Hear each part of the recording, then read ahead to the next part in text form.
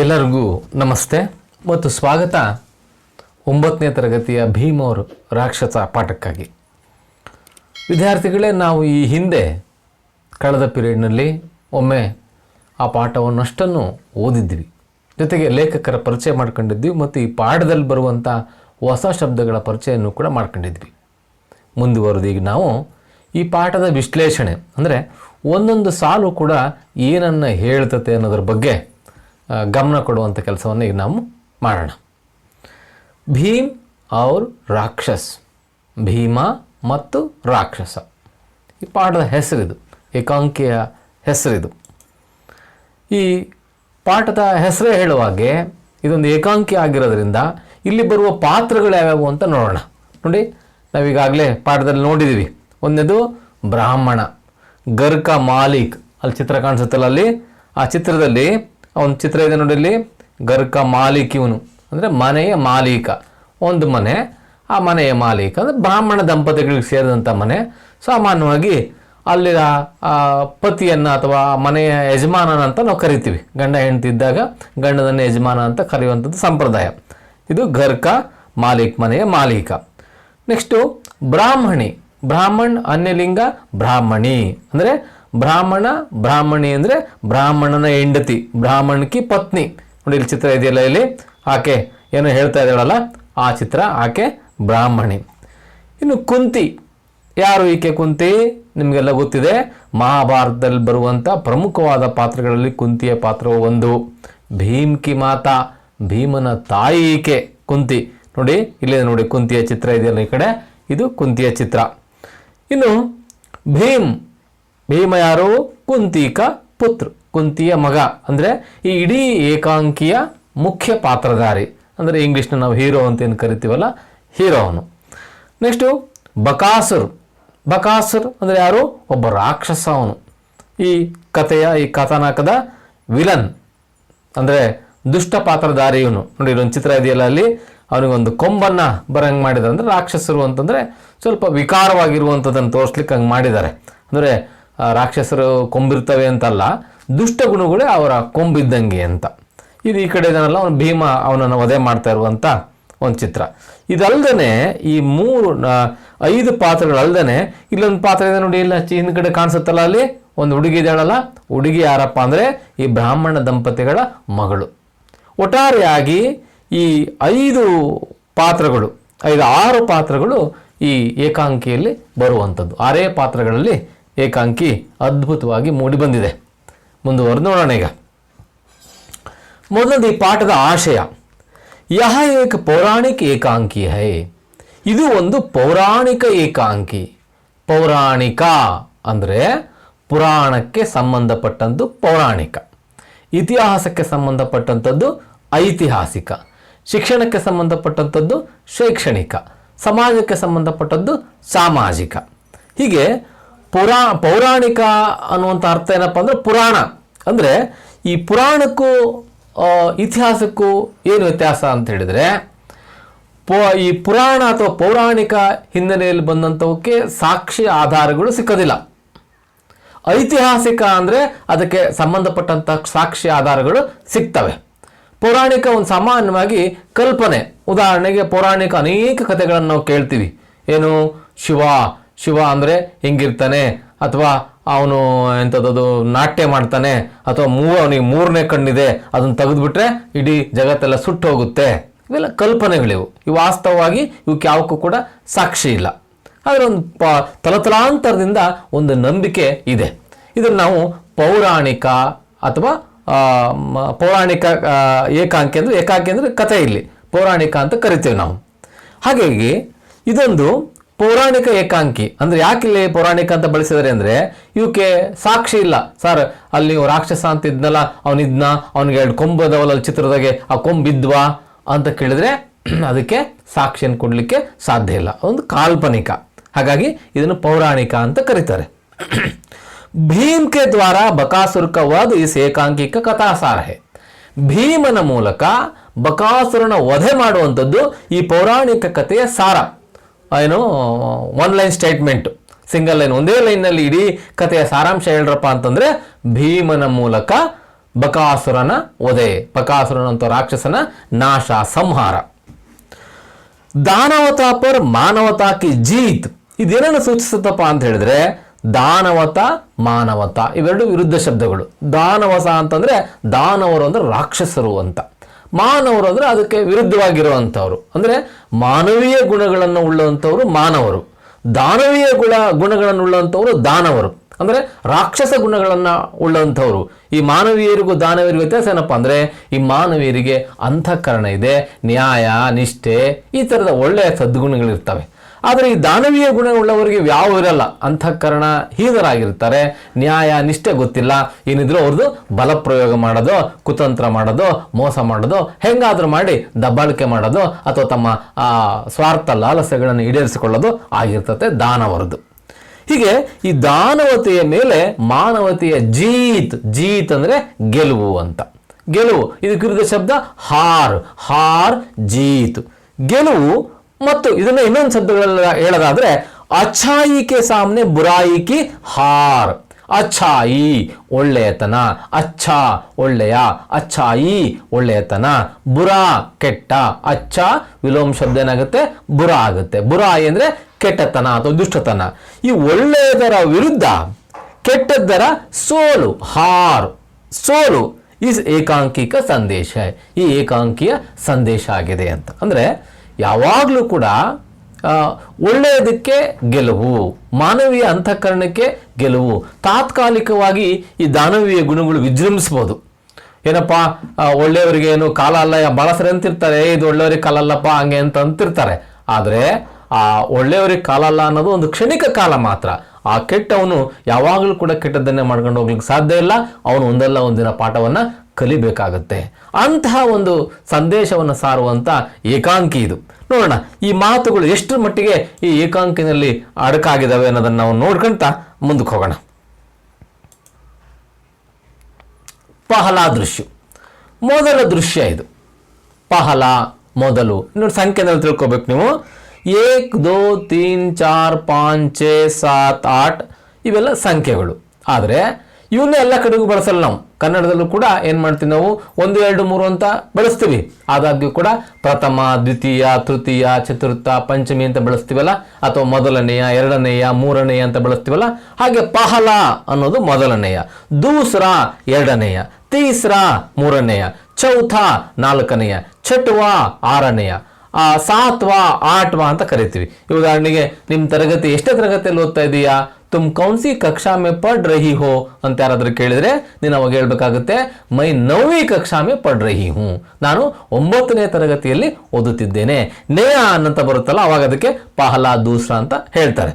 ಇದು ಪಹಲಾ ದೃಶ್ಯ ಅಂದ್ರೆ ಮೊದಲ ದೃಶ್ಯ. ಇದು ಏಕಾಂಕಿ ಅಂದ್ರೆ ನಾಟಕ. ಇದು ಈ ನಾಟಕದಲ್ಲಿ ಬರುವಂತ ಮೊದಲ ದೃಶ್ಯ ಏನಪ್ಪಾ ಇದೆ ಅಂತಂದ್ರೆ ಅಲ್ಲಿ ಬ್ರಾಕೆಟ್ನಾಗ ಕೊಟ್ಬಿಟ್ಟಿದ್ದಾನೆ, ಹಿಂಗಿದೆ ಮೊದಲ ದೃಶ್ಯ ಅಂತ. ಏನು, ಮಂಚ್ ಪರ್ ಏಕ್ ಮಕಾನ್ ಕೆ ಆಂಗನ್ ಕಾ ದೃಶ್ಯ. ಮಂಚ್ ಅಂದ್ರೆ ಹಿಂದಿನಲ್ಲಿ ಸ್ಟೇಜ್ ಅಂತ, ವೇದಿಕೆ ಅಂತ. ಆ ವೇದಿಕೆಯ ಮೇಲೆ ಏಕ್ ಮಕಾನ್ ಕೆ ಆಂಗನ್, ಒಂದು ಮನೆಯ, ಮಕಾನ್ ಅಂದ್ರೆ ಘರ್ ಮತ್ತು ಮಕಾನ್ ಸಮನಾರ್ಥಕ ಶಬ್ದಗಳು. ಮನೆಯ ಆಂಗನ್, ಅಂಗಳದ ದೃಶ್ಯ ಕಾಣ್ತಾ ಇದೆ. ಅಂದ್ರೆ ಮನೆ ಪೂರ್ತಿ ಕಾಣಬೇಕಾಗಿಲ್ಲ ನಮಗೆ. ನಾಟಕ ಅಂದ್ರೆ ನಾಟಕನೇ ಅದು, ಅಲ್ಲಿ ನಾವು ನೈಜವಾಗಿ ಇರಬೇಕು ಅಂತ ಇಲ್ಲ, ಅವ್ನು ನೈಜವಾದ ರಾಕ್ಷಸ ಬರಬೇಕು, ನೈಜವಾದ ಬಿಂಬ ಬರಬೇಕು ಅಂತ ಆಗೋದಿಲ್ಲ. ಅಲ್ಲಿ ನಾವೆಲ್ಲ ನಾಟಕಗಳಂದ್ರೆ ಒಂದು ಪ್ರತಿರೂಪ, ಅಂದ್ರೆ ನಿಜವೆನ್ನುವಂತೆ ಪ್ರತಿಬಿಂಬಿಸುವಂಥ ದೃಶ್ಯವೇ ನಾಟಕ. ಅಲ್ಲೆಲ್ಲವೂ ಕೂಡ ಅಲ್ಲೆಲ್ಲ ಸುಳ್ಳೆಯ, ಅಲ್ಲಿ ಪಾತ್ರಧಾರಿಗಳು ಸುಳ್ಳೆಯ, ಅವರು ನಿಮ್ಮಂಗೆ ಇರ್ತಾರೆ. ಅವನೊಂದು ಕೊಂಬ್ತರ ಒಂದು ಇದ್ನಾಕಂಬಂದ್ರ ಅಂದರೆ ಅವನು ರಾಕ್ಷಸ ಆಗಿರ್ತಾನೆ. ಹಾಗೆ ಇಲ್ಲಿ ಆಂಗನಕ ದೃಶ್ಯ, ಒಂದು ದೃಶ್ಯವನ್ನು ಚಿತ್ರಿಸಲಾಗಿದೆ. ಅದು ಪರದೆಯ ಮುಖಾಂತರವೋ ಅಥವಾ ನಾಟಕದಲ್ಲಿ ರಿಯಲಿಸ್ಟಿಕ್ ನಾಟಕಗಳು ಅಂತ ಬರ್ತದೆ. ರಿಯಲಿಸ್ಟಿಕ್ ನಾಟಕಗಳಂದ್ರೆ ನೈಜವಾಗಿ ಏನು ಕಾಣ್ತೀವೋ ಅದನ್ನೇ ಮಾಡುವಂಥದ್ದು, ಒಂದು ಪಾರ್ಶ್ವವಾಗಿ ಕಾಣುವಂಥದ್ದು. ಆ ಮುಂಭಾಗ ನೋಡಿದ್ರೆ ಮಾತ್ರ ಮನೆ ಥರನೇ ಕಾಣ್ತತೆ. ಉದಾಹರಣೆಗೆ ಇಲ್ಲಿ ಸಾಣೆಹಳ್ಳಿನಲ್ಲಿ ಒಂದು ಬಯಲು ಹುಣಸೆ ಮರದ ರಂಗಮಂದಿರ ಅಂತಿದೆ. ಅಲ್ಲಿ ಒಂದು ನಾಟಕವನ್ನು ಮಾಡಲಾಗಿತ್ತು. ಆ ನಾಟಕಕ್ಕೆ ಒಂದು ಮನೆಯ ಸೆಟ್ ಬೇಕಾಗಿತ್ತು. ಆ ಮುಂದ್ಗಡೆ ನೋಡಿದ್ರೆ ಸೇಮ್ ಮನೆ ಕಾಣ್ತತೆ, ಹಿಂದ್ಗಡೆ ಹೋದ್ರೆ ಏನೂ ಇಲ್ಲ. ಅದು ಸುಮ್ಮನೆ ಅಂದಂಗೆ ಮಾಡಿರ್ತಾರೆ. ಅಂದರೆ ನಮಗೆ ದೃಶ್ಯಕ್ಕೆ ಎಷ್ಟು ಬೇಕೋ ಅಷ್ಟನ್ನು ಕಟ್ಟಿಕೊಡುವಂಥ ಒಂದು ದೃಶ್ಯ ಇದು. ಗರೀಬ್ ಬ್ರಾಹ್ಮಣಕ ಗರ್ ಹೈ, ಅದು ಬಡ ಬ್ರಾಹ್ಮಣನ ಮನೆ ಅಂತ ಹೇಳ್ತಾರೆ. ಇದನ್ನೇನು ತೋರಿಸ್ತೀರಿ ನೀವು, ಅಲ್ಲಿ ಬೋರ್ಡ್ ಹಾಕ್ಬೇಕಾಗುತ್ತಾ, ಇದು ಬಡ ಬ್ರಾಹ್ಮಣನ ಮನೆ, ಇದು ಶ್ರೀಮಂತ ಬ್ರಾಹ್ಮಣನ ಮನೆ ಅಂತ? ಅಂದರೆ ಆ ಮಾತಿಗೆ ತಕ್ಕನಾಗಿ ಅಲ್ಲಿ ಮನೆಯ ಚಿತ್ರ ಇರುತ್ತೆ. ನೀವು ನೋಡಿದ್ರಿ, ನಿಮ್ಮ ಪುಸ್ತಕದಲ್ಲಿದೆ, ಆ ಮನೆಯ ಗೋಡೆ ಎಲ್ಲ ಅಲ್ಲಲ್ಲಿ ಕಿತ್ತೋಗಿದೆ, ಹೊರಗೆ ಜಗಲಿ ಕಾಣಿಸ್ತಾ ಇದೆ. ಅದೇನಾಗುತ್ತೆ, ಏನನ್ನು ಸೂಚಿಸುತ್ತೆ? ಅವರು ಬಡವರು ಅನ್ನೋದನ್ನು ಸೂಚಿಸ್ತದೆ. ಹಾಗಾಗಿ ಗರೀಬ್ ಅಮೀರ್ ವಿರುದ್ಧ ಶಬ್ದಗಳು. ಗರೀಬ್ ಅಮೀರ್. ಬ್ರಾಹ್ಮಣ ಕ ಗರ್ ಹೈ, ಮನೆಯಾಗಿದೆ. ಸಭಿ ರೋ ರಹೆ ಹೈ, ಆ ದೃಶ್ಯ ಆರಂಭ ಆದಾಗ ಸಭಿ, ಆ ಮನೆಯ ಎಲ್ಲ ಸದಸ್ಯರು ಕೂಡ ರೋ ರಹೆ ಹೈ, ರೋನ ಅಳುವುದು, ರೋ ರಹೆ ಹೈ ಅಳುತ್ತಲಿದ್ದಾರೆ. ರೋ ರಹ ಹೈ ಪುಲ್ಲಿಂಗ ಏಕವಚನ, ರೋ ರಹಿ ಹೈ ಸ್ತ್ರೀಲಿಂಗ ಏಕವಚನ, ರೋ ರಹೆ ಹೈ ಬಹುವಚನ. ಅಂದ್ರೆ ಒಂದಕ್ಕಿಂತ ಹೆಚ್ಚಿಗೆ ಜನ ಇದ್ದಾರೆ ಮತ್ತು ಅವರು ಪುಲ್ಲಿಂಗ ಮತ್ತು ಸ್ತ್ರೀಲಿಂಗ ಎರಡು ಕೂಡ ಮಿಕ್ಸ್ ಆಗಿದ್ದಾರೆ. ಹಾಗಾಗಿ ರೋ ರಹೆ ಹೈ ಅಳುತ್ತಲಿದ್ದಾರೆ. ಚಾರೋ ಓರ್ ಉದಾಸಿ ಹೈ, ಚಾರೋ ಓರ್, ಚಾರ್ ಅಂದ್ರೆ 4, ಓರ್ ಅಂದ್ರೆ ಕಡೆಗೆ, 4 ಕಡೆಗೆ. 4 ಕಡೆಗೆ ಅಂದ್ರೆ ಅರ್ಥ ಏನು? ಸುತ್ತಲೂ ಅಂತ. 4 ಕಡೆ ಅಂದ್ರೆ ಏನು? 4 ದಿಕ್ಕು, ಪೂರ್ವ, ಪಶ್ಚಿಮ, ಉತ್ತರ, ದಕ್ಷಿಣ ಅಂತ. ಇದನ್ನೇ ಸುತ್ತಲೂ ಅಂತಲೂ ಕೂಡ ಪರೋಕ್ಷವಾಗಿ ಕರೀತಾರೆ. ಹಿಂದಿನಲ್ಲಿ ನಾವು ಕನ್ನಡದಲ್ಲಿ ಸುತ್ತಲೂ ಅಂತ ಹೆಂಗೆ ಹೇಳ್ತೀವೋ ಹಿಂದಿನಲ್ಲಿ ಚಾರೋ ಓರ್ ಅಂತ ಕರೀತಾರೆ. ಸುತ್ತಲೂ ಕೂಡ ಉದಾಸಿ ಹೈ. ಉದಾಸಿ ಅಂದ್ರೆ ಒಂಥರದ ಬೇಸರದ, ಅಸಹಾಯಕತೆಯ, ಒಂದು ಮೌನದ ಒಂದು ವಾತಾವರಣ ಇದೆ. ನಿಮಗೆ ಗೊತ್ತಾಗುತ್ತೆ, ಸಂತೋಷದ ವಾತಾವರಣ ಇದ್ದಾಗ ಆ ಸಂತೋಷ ತಿಳಿಸ್ಲಿಕ್ಕೆ ಏನು ಮಾಡ್ತಾರೆ, ಅಲ್ಲಿ ಒಂದು ಮ್ಯೂಸಿಕ್ ಏನೋ ಹಾಕಿರ್ತಾರೆ, ಹಂಗೆ ಕುಣಿಯೋದು ಏನೋ ಒಂದು ಮ್ಯೂಸಿಕ್ ಹಾಕಿರ್ತಾರೆ. ಇಲ್ಲೇನು ಮಾಡ್ತಾರೆ, ಇಂಥ ಉದಾಸ ವಾತಾವರಣ ಇದ್ದಾಗ ಅಲ್ಲೂ ಒಂದು ಮ್ಯೂಸಿಕ್ ಬಳಸ್ತಾರೆ. ಸುಮ್ಮನೆ ಕುಯ್ ಅನ್ನೋದು ಅಥವಾ ಈ ಆಲಾಪ, ರಾಗ ಆಲಾಪಗಳು ಬರ್ತವೆ. ಇದಕ್ಕೆ ತಕ್ಕನಾದಂಥ ವಾತಾವರಣವನ್ನು ನಿರ್ಮಾಣ ಮಾಡಿದ್ದಾರೆ. ಅಂದರೆ ಎಲ್ಲ ಕಡೆಗೂ ಮೌನವಾಗಿದೆ, ಅಲ್ಲೆಲ್ಲೂ ಸಂಭ್ರಮ ಕಾಣಿಸೋದಿಲ್ಲ. ಆ ಬಡ ಬ್ರಾಹ್ಮಣನ ಮನೆ, ಆ ಬ್ರಾಹ್ಮಣನ ಮನೆ ಮುಂದೆ ಅವರಷ್ಟರು ಕೂಡ ಅಳ್ತಾ ಇದ್ದಾರೆ. ಪರದಾ ಉಠನೆ ಪರ್ ಲೋಗ್ ರೋತೆ ರೋತೆ ಬಾತ್ ಕರ್ ರಹೆ ಹೈ.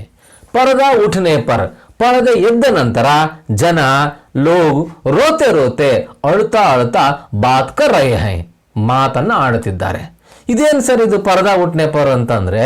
ಪರದೆ ಎದ್ದೇಳೋದು, ಪರದೆ ತೆಗೆಯೋದು ಅಂದರೆ ಈ ಹಿಂದಿನ ನಾಟಕಗಳಲ್ಲಿ, ಅಂದರೆ ಸುಮಾರು ಯಾವುದು ಈ ಪೌರಾಣಿಕ ನಾಟಕಗಳು ಅಥವಾ ವೃತ್ತಿ ಕಂಪನಿಗಳು ನಾಟಕಗಳು ಮಾಡ್ತಿದ್ವಲ್ಲ, ಆ ಕಂಪನಿಗಳಲ್ಲಿ ಈ ಪರದೆ ಅನ್ನೋದು ಬಹಳ ಮುಖ್ಯವಾಗಿತ್ತು. ಈಗಲೂ ಕೂಡ ಮಾತಿದೆ, ಅಂಕದ ಪರದೆ ಜಾರಿದ ಮೇಲೆ ಅಂತ ಹೇಳ್ತಾರೆ. ಆ ಪರದೆ ಮುಗೀತು ಅಂದರೆ ಮುಗೀತು ನಾಟಕ ಅಂತ, ಆಮೇಲೆ ನಾಟಕ ಇಲ್ಲ. ಪರದೆ ಎದ್ದಾಯ್ತು ಅಂದ್ರೆ ನಾಟಕ ಶುರು ಅಂತ. ಆವಾಗ ಹಿಂದಿನ ಕಾಲದಲ್ಲಿ ಏನಾಗಿತ್ತು ಅಂತಂದ್ರೆ, ಈಗಿನ ಹಂಗೆ ಈ ನೆರಳು ಬೆಳಕಿನ ಸಂಯೋಜನೆ ಇರಲಿಲ್ಲ.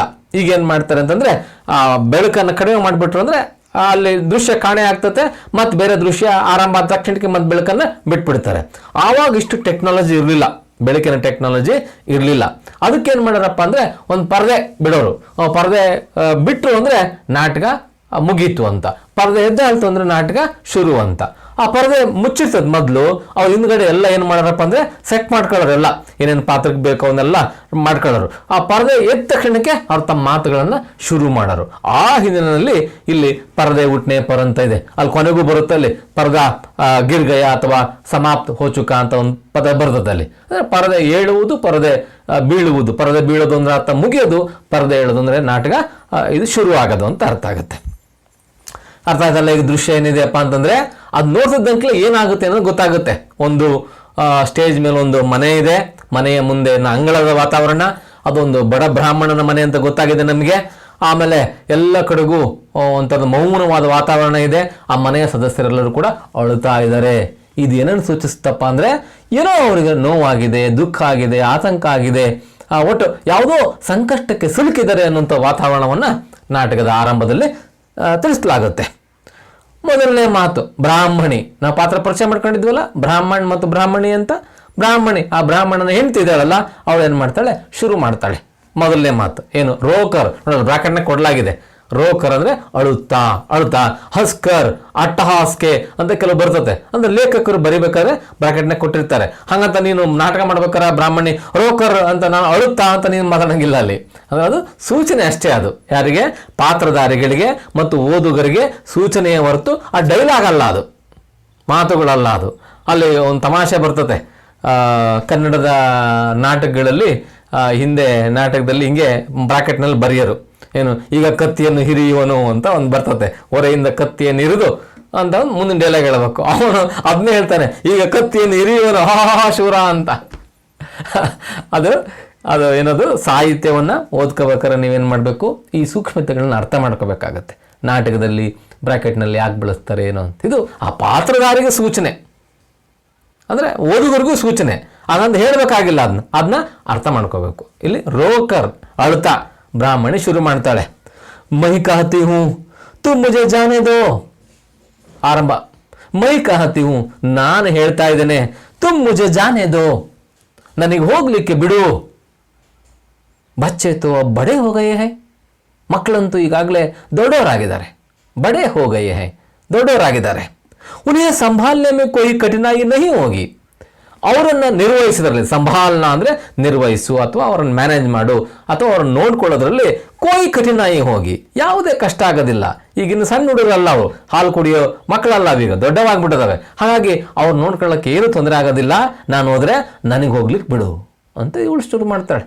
ಮೊದಲನೇ ಮಾತು, ನಾನು ಹೋಗ್ತೀನಿ, ನನಗೆ ಹೋಗಿ ಬಿಟ್ಬಿಡು, ಹೆಂಗೋ ಮಕ್ಕಳು ದೊಡ್ಡವರಾಗಿದ್ದಾರೆ ಅಂತ ಬ್ರಾಹ್ಮಣಿ ಹೇಳ್ತಾಳೆ. ಇದು ಮೊದಲನೇ ಡೈಲಾಗ್. ನೋಡಲ್ಲ, ಒಂದು ಚಿತ್ರ ಇದೆ ನೋಡಲ್ಲಿ, ಆ ಬ್ರಾಹ್ಮಣಿ ಹೇಳುವಂಥ ಒಂದು ಮಾತದು. ಮುಂದುವರೆದು ಬ್ರಾಹ್ಮಣ ಅದಕ್ಕೆ ಪ್ರತಿಕ್ರಿಯೆ ಕೊಡ್ಬೇಕಲ್ಲ, ಮಾತಿಗೆ ಮಾತು ಬೆಳೆದೇ ಇದ್ರೆ ನಾಟಕ ಹೆಂಗಾಗುತ್ತೆ, ಬೇಕೇ ಬೇಕಲ್ವಾ, ಮುಂದಕ್ಕೆ ಹೋಗ್ಬೇಕಲ್ವಾ. ಬ್ರಾಹ್ಮಣ ಹೇಳ್ತಾನೆ, ನಹಿ ನಹಿ, ಇಲ್ಲ ಇಲ್ಲ, ತೂ ಕೈಸೆ ಜಾ ಸಕ್ತಿ ಹೈ, ನೀನು ಹೆಂಗೆ ಹೋಗ್ತೀಯಾ. ಗಂಡ ಹೇಳ್ತಾನೆ, ತೂ ಕೈಸೆ ಜಾ ಸಕ್ತಿ ಹೈ, ನೀನು ಹೆಂಗೆ ಹೋಗ್ತೀಯಾ.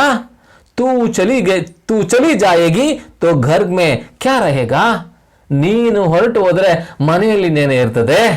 ಅಂದರೆ ಒಂದು ಮನೆ ಅಂದ ಚಂದ ಕಾಣಲಿಕ್ಕೆ ಅಥವಾ ಅದರ ಲಕ್ಷಣ, ಜೀವಂತಿಕೆ ಲಕ್ಷಣ ಅಂತಂದರೆ ಆ ಮನೆಯ ಒಡತಿ ಹೆಣ್ಮಗಳು, ಅದಿಲ್ಲದಿದ್ದರೆ ಇಡೀ ಮನೆಯೇ ಬಿಕೋ ಅಂತದೆ. ಎಲ್ಲರೂ ಒಂದು ವಾರ 15 ದಿವಸ ನಿಮ್ಮಮ್ಮ ಎಲ್ಲರೂ ಊರಿಗೆ ಹೋಗ್ಬಿಟ್ರೆ ಆ ಮನೆ ಹೆಂಗೆ ಕಾಣಿಸ್ತದೆ ಒಳ್ಳೆ, ಎಲ್ಲ ಅಸ್ತವ್ಯಸ್ತ ಆಗಿರ್ತದೆ. ಯಾರು ಬಂದು ನೋಡಿ ತಕ್ಷಣ ಗೊತ್ತಾಗುತ್ತೋ ಈ ಮನೆಗೆ ಇಲ್ಲ ಹೆಣ್ಮಕ್ಳಿಲ್ಲ ಅಂತ ಗೊತ್ತಾಗ್ಬಿಡ್ತತೆ. ಅದಕ್ಕೆ ಒಂದು ಕನ್ನಡದ ಒಂದು ಹಾಡಿದೆ, ಎಂಥದ್ದು, ಹೆಂಡತಿಯೊಬ್ಬಳು ಮನೆಯೊಳಗಿದ್ದರೆ ಕೋಟಿ ರೂಪಾಯಿ ಅನ್ನುವಂಥ ಒಂದು ಹಾಡು ಬರ್ತದೆ. ಒಂದು ಅಂದರೆ ಇಡೀ ಮನೆಯ ಜೀವಂತಿಕೆ ಇರೋದೇ ಹೆಣ್ಮಕ್ಳ ಹತ್ರ ಅಂತ. ಅದು ಗಂಡ ಹೇಳ್ತಾನೆ, ಅಲ್ಲ ನೀನು ಹೊರಟೋಗ್ಬಿಟ್ರೆ ಮನೆಯಲ್ಲಿ ಏನೇ ಉಳಿತದೆ, ಕ್ಯಾರ ಹೇಗ ಬಚ್ಚೆ ಅಭಿ ಇತನೇ ಬಡೆ ಕಹಾ ಹೇ, ನೀನು ಹೇಳಿದಂಗೆ ಮಕ್ಕಳು ಇನ್ನೂ ಅಷ್ಟು ದೊಡ್ಡವರೆಲ್ಲೇ ಆಗಿದ್ದಾರೆ, ಅವರು ಕೆಲಸ ಮಾಡ್ಕೊಳ್ಳೋ ಅಷ್ಟು ದೊಡ್ಡವರು ಅವರೆಲ್ಲ ಆಗಿದ್ದಾರೆ. ಫಿರ್ ಬೇಟಿ ಕಾ ವಿವಾಹ ಭಿ ಕರ್ನಾ ಹೇ, ಮತ್ತೆ ಮಗಳ ಮದುವೆ ಕೂಡ ಮಾಡ್ಬೇಕಲ್ವೇ, ಮದುವೆ ಆಗಿಲ್ಲ ಅವಳಿನ್ನು, ಅದು ಮಾಡೋ ಜವಾಬ್ದಾರಿ ಯಾರ್ದು, ನೀನು ಇರಬೇಕು ಅದರಲ್ಲಿ, ನಾನು ಒಬ್ಬನ ಕಡೆಯಿಂದ ಆಗೋದಿಲ್ಲ. ಬೇಟಿ ಕಾ ವಿವಾಹ ಭಿ ಕರ್ನಾ ಹೇ, ವಿವಾಹವನ್ನೂ ಕೂಡ ಮಾಡಬೇಕಾಗಿದೆ. ನಹಿ ಮಹಿ ಜಾವುಂಗಾ, ಬೇಡ ಬೇಡ. ಹಾಗಾಗಿ ಈ ಎಲ್ಲ ಕಾರಣಗಳಿಗಾಗಿ, ಅಂದರೆ ನೀನು ಹೋದರೆ ಈ ಮನೆಯ ಕಳೆ ಹೊರಟೋದಂಗಾಗುತ್ತೆ, ಮಕ್ಕಳು ಇನ್ನೂ ಅಷ್ಟು ದೊಡ್ಡವರಾಗಿಲ್ಲ, ಜೊತೆಗೆ ಮಗಳ ಮದುವೆ ಮಾಡಬೇಕಾಗಿದೆ. ಅದಕ್ಕೆ ನಹಿ ನಹಿ, ಬೇಡ ಬೇಡ, ಮೈ ಜಾವುಂಗ, ನಾನೇ ಹೋಗ್ತೀನಿ ಅಂತಾನೆ. ಅವಳು ನಾನು ಹೋಗ್ತೀನಿ ಅಂತಾಳೆ, ಇವಳು ನಾನು ಹೋಗ್ತೀನಿ ಅಂತಾನೆ. ಎಲ್ಲಿಗೆ ಅಂತ ಮುಂದುವರೆದು ನೋಡೋಣ. ಮುಂದೆ ಬ್ರಾಹ್ಮಣಿ ಹೇಳ್ತಾಳೆ ಅದಕ್ಕೆ ಪ್ರತಿಯಾಗಿ, ಅಜಿ ತುಮ್ ಕೈಸೆ ಜಾವೋಗೆ. ಅಜಿ ಅಂದರೆ ರೀ ಅಂತ. ರೀ ಅಂತ ಸಾಮಾನ್ಯವಾಗಿ ಹೆಣ್ಮಕ್ಳು ಗಂಡನ ಹೆಸರು ಹಿಡಿದು ಕರೆಯೋದಿಲ್ಲ, ರೀ ಅಂತಾರೆ. ಇವ್ ಗಂಡ ಅದನ್ನು ಕೂಡ ಲೇ ಅನ್ನೋ ಶಬ್ದ ಬಳಸ್ತಾರೆ. ಲೇ, ಅವಳೆ, ಇವಳೆ, ರೀ ಅಂತ ಒಂದು ಪರಸ್ಪರ ದಾಂಪತ್ಯದಲ್ಲಿ ಗಂಡ ಹೆಂಡ್ರು ಕರೆಯುವಂಥ ಶಬ್ದಗಳು. ಅಜ್ಜಿ ಅಂದರೆ ರೀ ಅಂತ ಅರ್ಥ. ರೀ. ತುಮ್ ಕೈಸೆ ಜಾವೋಗೆ, ನೀವು ಹೆಂಗ್ರಿ ಹೋಗ್ತೀರಾ. ತುಮ್ ಚಲೆ ಗಯೇ ತೋ ಘರ್ ಕಾ ಸಹಾರಾ ಹಿ ಚಲಾ ಜಾಯೇಗಾ, ನೀವು ಹೋದರೆ ಇಡೀ ಮನೆಯ ಸಹಾರ, ಆಧಾರವೇ ಹೊರಟೋದಂಗಾಗುತ್ತೆ. ಅಂದರೆ ಮನೆಗೆ ಇಬ್ಬರೂ ಮುಖ್ಯನೇ. ಮನೆಯ ಜೀವಂತಿಕೆ ಇರಲಿಕ್ಕೆ ಹೆಣ್ಮಕ್ಳು ಎಷ್ಟು ಮುಖ್ಯವೋ, ಆ ಮನೆ ಜೀವಂತ ಇರಬೇಕು ಅಂತಂದರೆ ಆರ್ಥಿಕ ಹಣಕಾಸಿನ ಸಹಾಯ ಇರಬೇಕಲ್ವೇ, ಊಟಕ್ಕೆ ಬಟ್ಟೆಗೆಲ್ಲ ದುಡ್ಡು ಬೇಕಲ್ವೇ, ಊಟಕ್ಕೆ ದುಡ್ಡು ಬೇಕು ಅಂದರೆ ಅವ್ನು ಗಂಡ ಆದಂತನು ಹೊರಗಡೆಯಿಂದ ದುಡ್ಕೊಂಡು ತರಬೇಕು. ನೀನೇ ಹೊರಟೋದ್ರೆ ಏನು ಉಳಿತತೆ, ಮನೆಯ ಆಧಾರವೇ ಹೋದಂಗಾಗುತ್ತೆ. ನಹಿ ನಹಿ ಮಹಿ ಜಾವುಂಗಿ, ಬೇಡ ಬೇಡ, ನಾನೇ ಹೋಗ್ತೀನಿ ರೀ ಅಂತಳಿಕೆ. ಜಾವುಂಗಿ, ಜಾವುಂಗಾ, ಜಾವುಂಗಿ ಸ್ತ್ರೀಲಿಂಗ ಏಕವಚನ, ಜಾವುಂಗಾ ಪುಲ್ಲಿಂಗ ಏಕವಚನ. ಅಂದರೆ ಹುಡುಗಿ ನೀನೇನಾದರೂ ಹೇಳೋದಾದರೆ ಮೈ ಸ್ಕೂಲ್ ಜಾವುಂಗಿ ಅಂತ ಹೇಳಬೇಕು, ಹುಡುಗ ಹೇಳೋದಾದರೆ ಮೈ ಸ್ಕೂಲ್ ಜಾವುಂಗಾ ಅಂತ ಹೇಳಬೇಕಾಗತ್ತೆ. ಒಟ್ಟಿಗೆ ಹೇಳೋದಾದರೆ ಹಮ್ ಸ್ಕೂಲ್ ಜಾಯೆಂಗೆ, ಹೋಗಬೇಕು ಅಂತ ಅರ್ಥ ಆಗುತ್ತೆ. ಇದು ಭವಿಷ್ಯತ್ ಕಾಲದಲ್ಲಿರುವ ವಾಕ್ಯ. ಇದು ಮೈಹಿ ಜಾವುಂಗಿ ಅಂತ ಹೇಳ್ತಾಳೆ ಅವಳು, ನಾನೇ ಹೋಗ್ತೀನಿ ಅಂತ ಆಕೆ ಹೇಳ್ತಾಳೆ. ಲಡ್ಕಿ, ಹುಡುಗಿ, ಗಂಡ ಬ್ರಾಹ್ಮಣಿಯ ಮಗಳು ಒಬ್ಳಿದ್ಲಲ್ಲ, ಹುಡುಗಿ ಹೇಳ್ತಾಳೆ, ಮಾ ನಾ ತುಮ್ ಜಾವೋಗಿ ಅವ್ರ ನಾ ಪಿತಾಜಿ ಕೋ ಜಾನೆ ದೋಗಿ, ಮೈ ಜಾವುಂಗಿ ಅಂತಾಳೆ ಆಕೆ. ಮಾ, ಅಮ್ಮ ಮಾತಾಡ್ತಿದ್ದಲ್ಲ, ಅಮ್ಮನ ಬಾಯಿ ಮುಚ್ಚಿಸ್ತಾಳೆ. ಅಮ್ಮ ತಡೆ, ನಾ ತುಮ್ ಜಾವೋಗಿ, ನೀನೂ ಹೋಗೋದಿಲ್ಲ और ನಾ ಪಿತಾಜಿ ಕೋ ಜಾನೆ ದೋಗಿ, ಮತ್ತೆ ಅಪ್ಪಾಜಿನೂ ಕೂಡ ಹೋಗ್ಲಿಕ್ಕೆ ಬಿಡೋದಿಲ್ಲ. ಮೈ ಜಾವುಂಗಿ ಅಂತಾಳೆ ಅವಳು, ನಾನು ಹೋಗ್ತೀನಿ ಅಂತಾಳೆ. ಕಾಂಪಿಟೇಷನ್ ಇಲ್ಲಿ ಎಲ್ಲಿಗೆ ಹೋಗ್ತಾರೆ ಗೊತ್ತಿಲ್ಲ. ಗಂಡ ಬ್ರಾಹ್ಮಣ ಯಜಮಾನ ನಾನು ಹೋಗ್ತೀನಿ ಅಂತಾಳೆ ಅಂತಾನೆ, ಬ್ರಾಹ್ಮಣಿ ಯಜಮಾಂತಿ ನಾನು ಹೋಗ್ತೀನಿ ಅಂತಾಳೆ. ಮಗಳು ಇಲ್ಲ ನೀವಿಬ್ಬರು ಬೇಡ ನಾನು ಹೋಗ್ತೀನಿ ಅಂತ ಹೇಳ್ತಾಳೆ. ಬ್ರಾಹ್ಮಣಿ ಹೇಳ್ತಾಳೆ, ಮೇರೆ ರಹತೆ ಮೇರೆ ಬಚ್ಚೆ ಕೋ ಮರ್ನೆ ಕೋ ಜಾಯ್. ಇಲ್ಲಿ ಗೊತ್ತಾಗ್ತಾ ಇದೆ ನೋಡ್ರಿ ಯಾಕೆ ಅಂತೇಳಿ. ಮೇರೆ ರಹತೆ ನಾನು ಇರುವಾಗ್ಲೇನೆ ಮೇರೆ ಬಚ್ಚೆ ಮರ್ನೆ ಕೋ ಜಾಯ್, ನನ್ನ ಮಗು ಸಾಯಲಿಕ್ಕೆ ಹೋಗದಾ?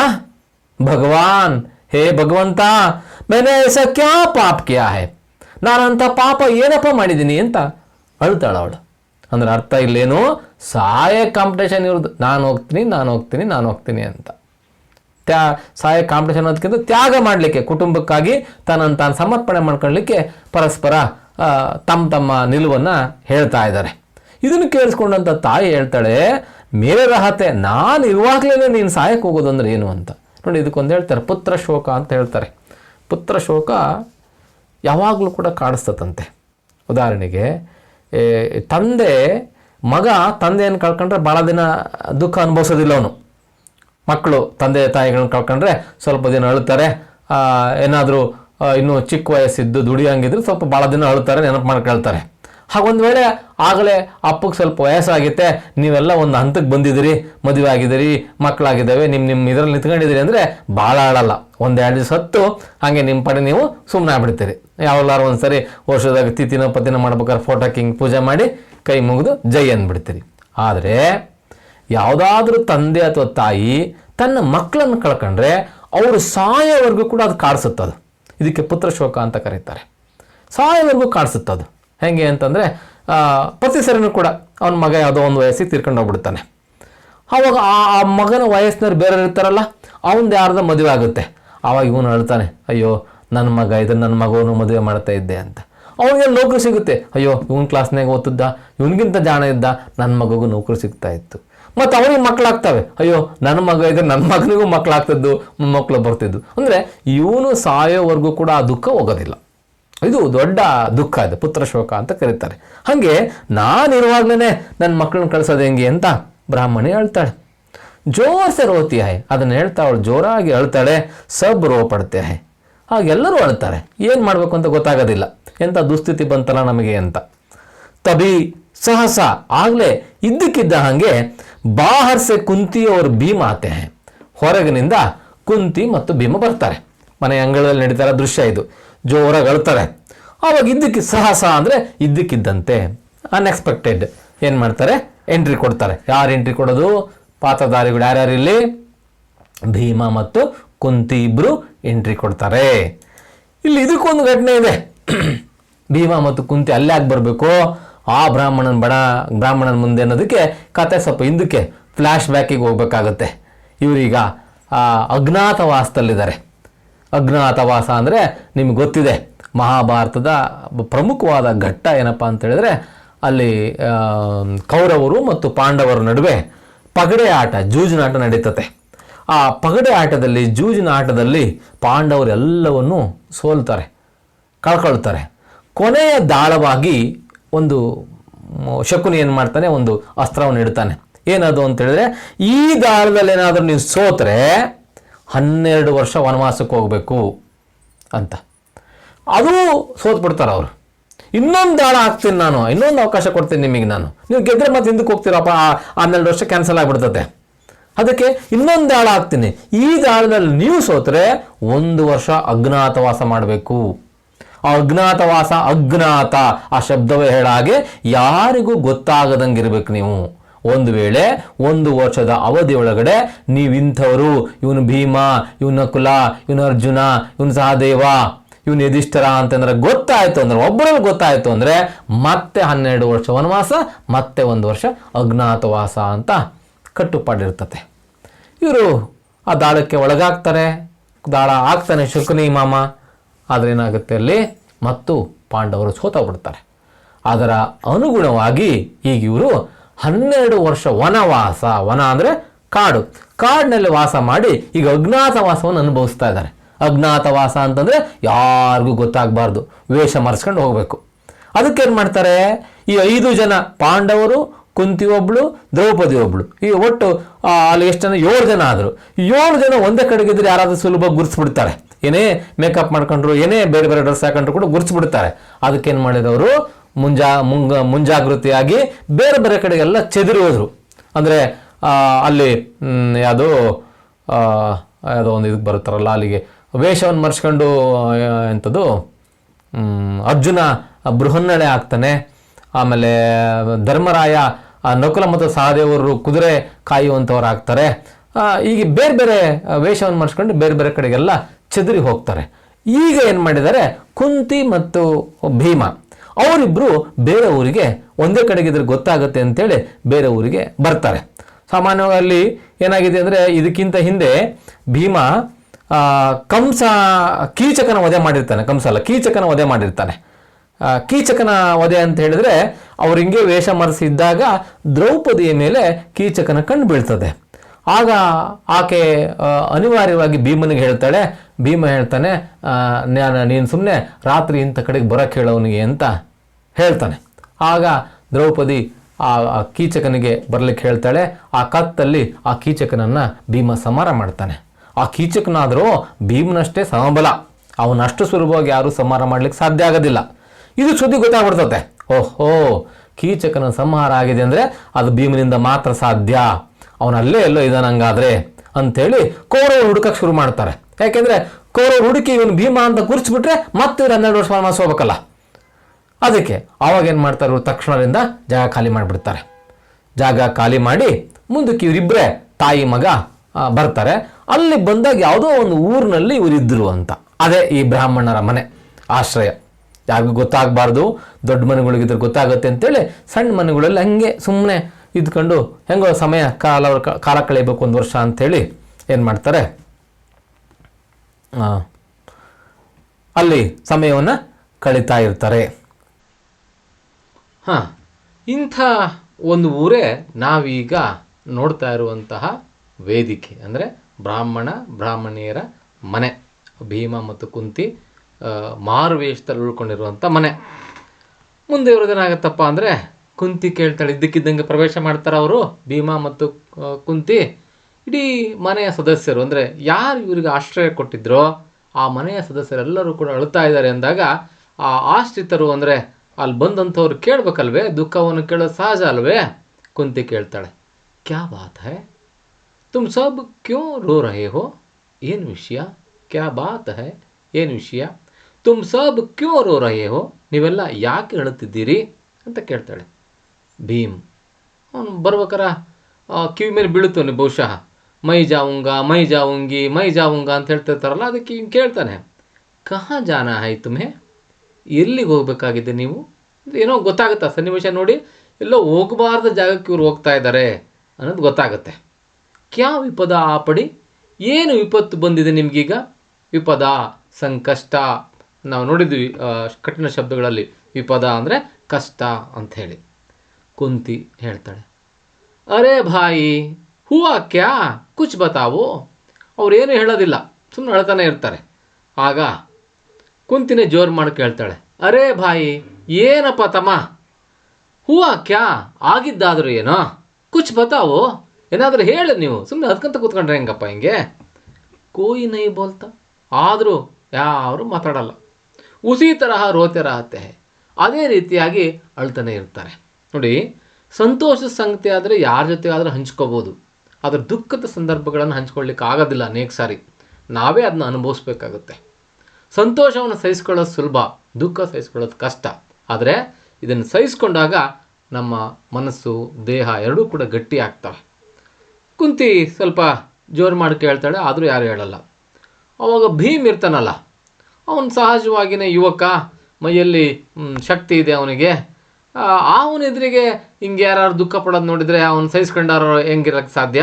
ಅದು ಸ್ವಲ್ಪ ಅವನು ಹೇಳ್ತಾನೆ, ಹಾಂ ರೋನಾ ಬಂದ್ ಕರ್ಕೆ ಬಾತ್ ಬತಾವೋ, ಹಾಂ ಅವಳೋದು ನಿಲ್ಸಯ್ಯ ಸಾಕು, ಏನು ವಿಷಯ ಹೇಳ್ರಿ ಅದನ್ನ ಅಂತ ಸ್ವಲ್ಪ ವಾಯ್ಸ್ ರೈಸ್ ಮಾಡ್ತಾನೆ. ರೈತರ ದನಿನಲ್ಲಿ ಭೀಮ ಆ ಬ್ರಾಹ್ಮಣಿಯರನ್ನು ಕೇಳ್ತಾನೆ. ಬ್ರಾಹ್ಮಣ ಹೇಳ್ತಾನೆ ಅವಾಗ, ಇಷ್ಟೆಲ್ಲ ಅರೇಂಜ್ ಮಾಡಿ ಹೇಳಲೇಬೇಕಲ್ಲ.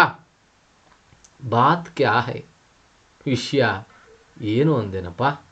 ಮೇರಾ ಭಾಗ್ಯ ಫೂಟ್ ಗಯಾ, ನನ್ನ ಹಣೆ ಬರಹವೇ ಅಳಿಸಿ ಹೋಗಿದೆ ಇವತ್ತು, ನನ್ನ ಅದೃಷ್ಟವೇ ಕೈ ಕೊಟ್ಟಿದೆ. ಭಾಗ್ಯ ಫೂಟ್ ಜನ ಅಂತ ನಾವು ನೋಡಿದ್ವಿ ಒಂದು ಗಾದೆ ಮಾತು ಅಂತೇಳಿ, ಅದೃಷ್ಟ ಕಳೆದುಕೊಳ್ಳು ನತದೃಷ್ಟ ಅಂತ. ಇಸುಸೆ ಕಹತಾರಹ, ಇದಕ್ಕೆ ಹೇಳ್ತಾ ಇದ್ದು ನಾನು ಇದಕ್ಕೆ ಅಂದರೆ ಯಾರಪ್ಪ ಅಂತ ಹೇಳಿದ್ರೆ ಹೆಂಡ್ತಿಗೆ. ಅವನು ಹೇಳ್ತಾನೆ, ಇಸುಸೆ ಕಹತಾರಹ, ಇದಕ್ಕೆ ಹೇಳ್ತಾ ಇದ್ದು ನಾನು, ಚಲ್ ಇಸ್ ಏಕಚಕ್ರ ನಗರಿ ಕೋ ಚೋಡ್ಕರ್ ಕಹಿ ಅವ್ರು ಚಲೆ, ನಡಿ ಈ ಏಕಚಕ್ರಿ ನಗರವನ್ನು ಬಿಟ್ಟು ಮತ್ತೆಲ್ಲಿಗಾದರೂ ಹೋಗೋಣ ಅಂತ ಹೇಳ್ತಾ ಇದ್ದಿದ್ದಕ್ಕೆ ನಾನು. ಪರ್ ಯಹಾತೋ ಯಹಿ ಕಿ ಮಿಟ್ಟಿ ಮೇ ಐಸಾರಾಮ್ ಗಯಿ, ಆದರೆ ಇವಳು ಈ ಮಣ್ಣಿನ ಹೆಂಗೆ ಊತೋಗ್ಬಿಟ್ಟಿದ್ದಾಳಪ್ಪ ಅಂದರೆ, ಮಿಟ್ಟಿ ಮೇ ರಂಜಾನ ಅಂದರೆ ಅಲ್ಲೇ ನೆಲೆಸುವುದು, ಬೇರು ಬಿಡೋದು ಅಂತ ಕನ್ನಡದಾಗ ಹೇಳ್ತಾರೆ. ಇವಳು ಹೆಂಗೆ ಇಲ್ಲಿ ಬೇರು ಬಿಟ್ಕೊಂಡ್ಬಿಡ್ದಾಳಪ್ಪ ಅಂತಂದರೆ, ಜಾನೆ ಕಾ ನಾಮ್ ನಹಿ ಲೇತಿ, ಹೋಗೋ ಹೆಸರು ಕೂಡ ಎತ್ತಿರಲಿಲ್ಲ. ನಾನು ಭಾಳ ಸರಿ ಹೇಳಿದೆ ಇವಳಿಗೆ, ಬೇಡ ಕಣೆ ಬೇಡ, ಈ ಊರು ಈ ಏಕಚಕ್ರಿ ನಗರ ಬಿಟ್ಟು ಬೇರೆ ಕಡೆ ಹೋಗೋಣ ಅಂತ. ಇವಳೆಲ್ಲ ಕೇಳ್ತಾಳೆ ನನ್ನ ಮಾತನ್ನ. ಮೇರಾತೋ ಬುಲಾವ್ ಆಗಯ, ಈಗ ನೋಡು, ಮೇರಾತೋ ಬುಲಾವ್ ಆಗಯ, ನನಗೆ ಕರೆ ಬಂದಿದೆ. ಬುಲಾವ್ ಅಂದರೆ ಕರೆ ಅಂದರೆ ಕಾಲಿಂಗ್, ಹೇಳಿ ಕಳಿಸಲಾಗಿದೆ ನನಗೆ ಅಂತ ಹೇಳ್ತಾರೆ. ಕುಂತಿ ಕೇಳಿ, ಹುಡುಗೇನು ತಳ ಬಿಡೋ ಗೊತ್ತಿಲ್ಲ. ಒಂದು ಹಳ್ಳಿಯರ್ದು ಒಂದು ಸ್ವಭಾವ ಇದೆ, ಹೇಳೋ ವಿಷಯ ನೇರವಾಗಿ ಹೇಳಲ್ಲ ಅವರು, ಇಂಡೈರೆಕ್ಟಾಗಿ ಸುತ್ತಿ ಬಳಸಿ ಹೇಳ್ತಿರ್ತಾರೆ. ಕುಂತಿ ಕೇಳ್ತಾಳೆ, ಕಹಾನ್ ಸೆ ಬುಲಾವ್ ಆಗಯ, ಎಲ್ಲಿಂದ ನಿಮಗೆ ಕರೆ ಬಂದಿದೆ, ಏನು ಕರೆ ಬಂದಿದೆ, ಕುಚ್ ಬತಾವತ್ತೋ, ಏನಾದರೂ ಹೇಳ್ರಯ್ಯ, ಕರೆ ಬಂದಿದೆ ಅಂತೀರಿ, ಯಾಕೆ ಬಂದಿದೆ, ಯಾರು ಹೋಗಬೇಕು, ಒಳದಾದ್ರು ಯಾಕೆ, ಎಂಥ ಕರೆ ಅದು, ತುಮೇ ಕ್ಯಾ ದುಃಖ ಹೈ, ಏನು ದುಃಖ ನಿಮಗಿರೋದು, ಹಮ್ ಕುಚ್ ನಾ ಕುಚ್ ಜರೂರ್ ಕರೆಂಗೆ, ಹೇಳ್ರಿ ನಮ್ಮ ಹತ್ರ, ನಾವು ಖಂಡಿತವಾಗಿ ಏನಾದ್ರು ಒಂದಲ್ಲ ಒಂದು ಸಹಾಯ ಮಾಡ್ತೀವಿ ನಿಮಗೆ ಅಂತ ಕುಂತಿ ಹೇಳ್ತಾಳೆ. ಬ್ರಾಹ್ಮಣ ಹೇಳ್ತಾನೆ, ಹಾಯ್ ಬಹನ್, ಅಯ್ಯೋ ಅಕ್ಕ, ತುಮ್ ಹಮಾರೆ ಅತಿಥಿ ಹೋ, ನೀವು ನಮ್ಮ ಅತಿಥಿಗಳು. ಅತಿಥಿ ಅಂದರೆ ಅರ್ಥ ಏನಪ್ಪ ಅಂದರೆ, ತಿಥಿ ಅಂದರೆ ದಿನಾಂಕ ಅಂತ, ಅತಿಥಿ ಅಂದರೆ ಯಾವುದೇ ದಿನಾಂಕವನ್ನು ಹೇಳದೆ ಬರುವವರು ಅಂತ ಅರ್ಥ ಅತಿಥಿ ಅಂದರೆ, ನಿಜವಾದ ಅರ್ಥ ಇರೋದು. ಆದರೆ ಈಗೇನಾಗಿದೆ, ಅತಿಥಿಗಳು ಅಂತಂದರೆ ಕರೆಕ್ಟಾಗಿ ಇಂಥ ಟೈಮಿಗೆ ಇಂಥ ದಿವಸ ಬರ್ತೀವಿ ಅಂತ ಹೇಳಿ ಬರೋರು ಅಂತಾಗಿದೆ. ವಾಸ್ತವವಾಗಿ ಅತಿಥಿಗಳೊಂದು ಏನಪ್ಪ ಅಂತ ಹೇಳಿದ್ರೆ, ತಿಥಿ ಮಾಡೋದಂತ ಹೇಳ್ತಿರಲ್ಲ ನೀವು ಸಾಮಾನ್ಯವಾಗಿ, ಯಾರ ಸತ್ ಮೇಲೆ ಇಂಥ ದಿನ 3 ದಿನಕ್ಕೆ 5 ದಿನಕ್ಕೆ 6 ದಿನಕ್ಕೆ. ತಿಥಿ ಅಂದರೆ ದಿನಾಂಕ ಅಂತ, ತಿಥಿ ನಕ್ಷತ್ರ ಅಂದರೆ ದಿನಾಂಕಗಳು ಅಂತ. ಅತಿಥಿ ಅಂದರೆ ಏನು ಹೇಳ್ದಂಗೆ ಇದ್ದಕ್ಕಿದ್ದಂಗೆ ಸಡನ್ನಾಗಿ ಬರೋ ಅಂಥವ್ರಿಗೆ ಅತಿಥಿ ಅಂತ ಕರೀತಾರೆ. ಹಾಗೆ ನೀವು ಹಮಾರೆ ಅತಿಥಿ ಹೋ, ನಮ್ಮ ಅತಿಥಿಗಳು ನೀವು. ಅತಿಥಿ ಕೋ ಅಪನೆ ದುಃಖ ಸೆ ದುಃಖಿ ನಹಿ ಕರ್ನಾ ಚಾಹಿಯೆ, ಅತಿಥಿಗಳಿಗೆ ನಮ್ಮ ದುಃಖದಲ್ಲಿ ನಿಮ್ಮನ್ನೂ ದುಃಖಿಗಳನ್ನಾಗಿ ಮಾಡಿಕೊಳ್ಳಬಾರದು. ಒಂದು ಭಾರತೀಯ ಸಂಸ್ಕೃತಿ ಇದೆ, ಒಂದು ಅತಿಥಿ ದೇವೋ ಭವ ಅಂತ ಒಂದು ಪ್ರಸಿದ್ಧವಾದ ಶ್ಲೋಕ ಇದೆ. ಅತಿಥಿಗಳು ದೇವರಿಗೆ ಸಮಾನ ಅಂತ. ಈಗಲೂ ಅದು ನಮ್ಮ ಚಾಲ್ತಿಯಲ್ಲಿದೆ. ನಮ್ಮ ಮನೆಗಳಿಗೆ ಯಾರಾದರೂ ಬಂದರು ಅಂದರೆ ನಮಗೆ ಇರುತ್ತೋ ಇಲ್ಲವೋ ಗೊತ್ತಿಲ್ಲ, ಆದರೆ ಪಕ್ಕದ ಮನೆಗೆ ಕಡ ತಂದಾದರೂ ಪರವಾಗಿಲ್ಲ, ಬಂದ ಅತಿಥಿಗಳಿಗೆ ಸತ್ಕಾರ ಮಾಡುವಂಥ ಒಂದು ಸಂಪ್ರದಾಯ ಇದೆ. ಅವರಿಗೆ ನಮ್ಮ ಕೊರತೆಗಳು ಯಾವ ಗೊತ್ತಾಗದಂಗೆ ದಿನ ಹೆಂಗೇ ಇದ್ರು ಅನ್ನಂಗೆ ಅವರು ಇರೋವಷ್ಟು ದಿನ ತಿಂಡಿ ಊಟ ಕಾಲಕ್ಕೆ ಸರಿಯಾಗಿ ಟೀ ಮಜ್ಜಿಗೆ ಹಣ್ಣು ಹಂಪಲು ಎಲ್ಲ ಕೊಟ್ಟು ಕಳಿಸ್ತಾರೆ. ಇದು ಅವ್ರು ಆ ಕಡೆ ಹೋಗ್ತಿದ್ದಂಥ ಕಡೆ ಮತ್ತು ನಮ್ಗೆ ಅದೇ ಮುದ್ದೆ ಅದೇ ಇದೇನೆ ಮತ್ತು ಗತಿ ಇರಲ್ಲ. ಆದಾಗ್ಯೂ ಅತಿಥಿಗಳು ಬಂದಾಗ ಸೇವೆ ಮಾಡೋದು ನಮ್ಮ ಧರ್ಮ ಅಂತ ಭಾವಿಸಿದ್ದಾರೆ. ಹಾಗೆ ಆ ನೆಲೆಯಲ್ಲಿ ಈ ಬ್ರಾಹ್ಮಣ ಹೇಳ್ತಾ ಇದ್ದಾನೆ, ನೀವು ನಮ್ಮ ಅತಿಥಿಗಳು, ನಮ್ಮ ದುಃಖವನ್ನು ನಿಮ್ಮ ಮೇಲೆ ಹೇರಬಾರ್ದು, ಅದು ಒಳಿತಲ್ಲ ಅಂತ, ಆ ಕಾರಣಕ್ಕಾಗಿ ನಿಮಗೆ ನಾವು ಏನು ಹೇಳ್ತಾ ಇಲ್ಲ ಅಂತ ಬ್ರಾಹ್ಮಣ ಹೇಳ್ತಾನೆ.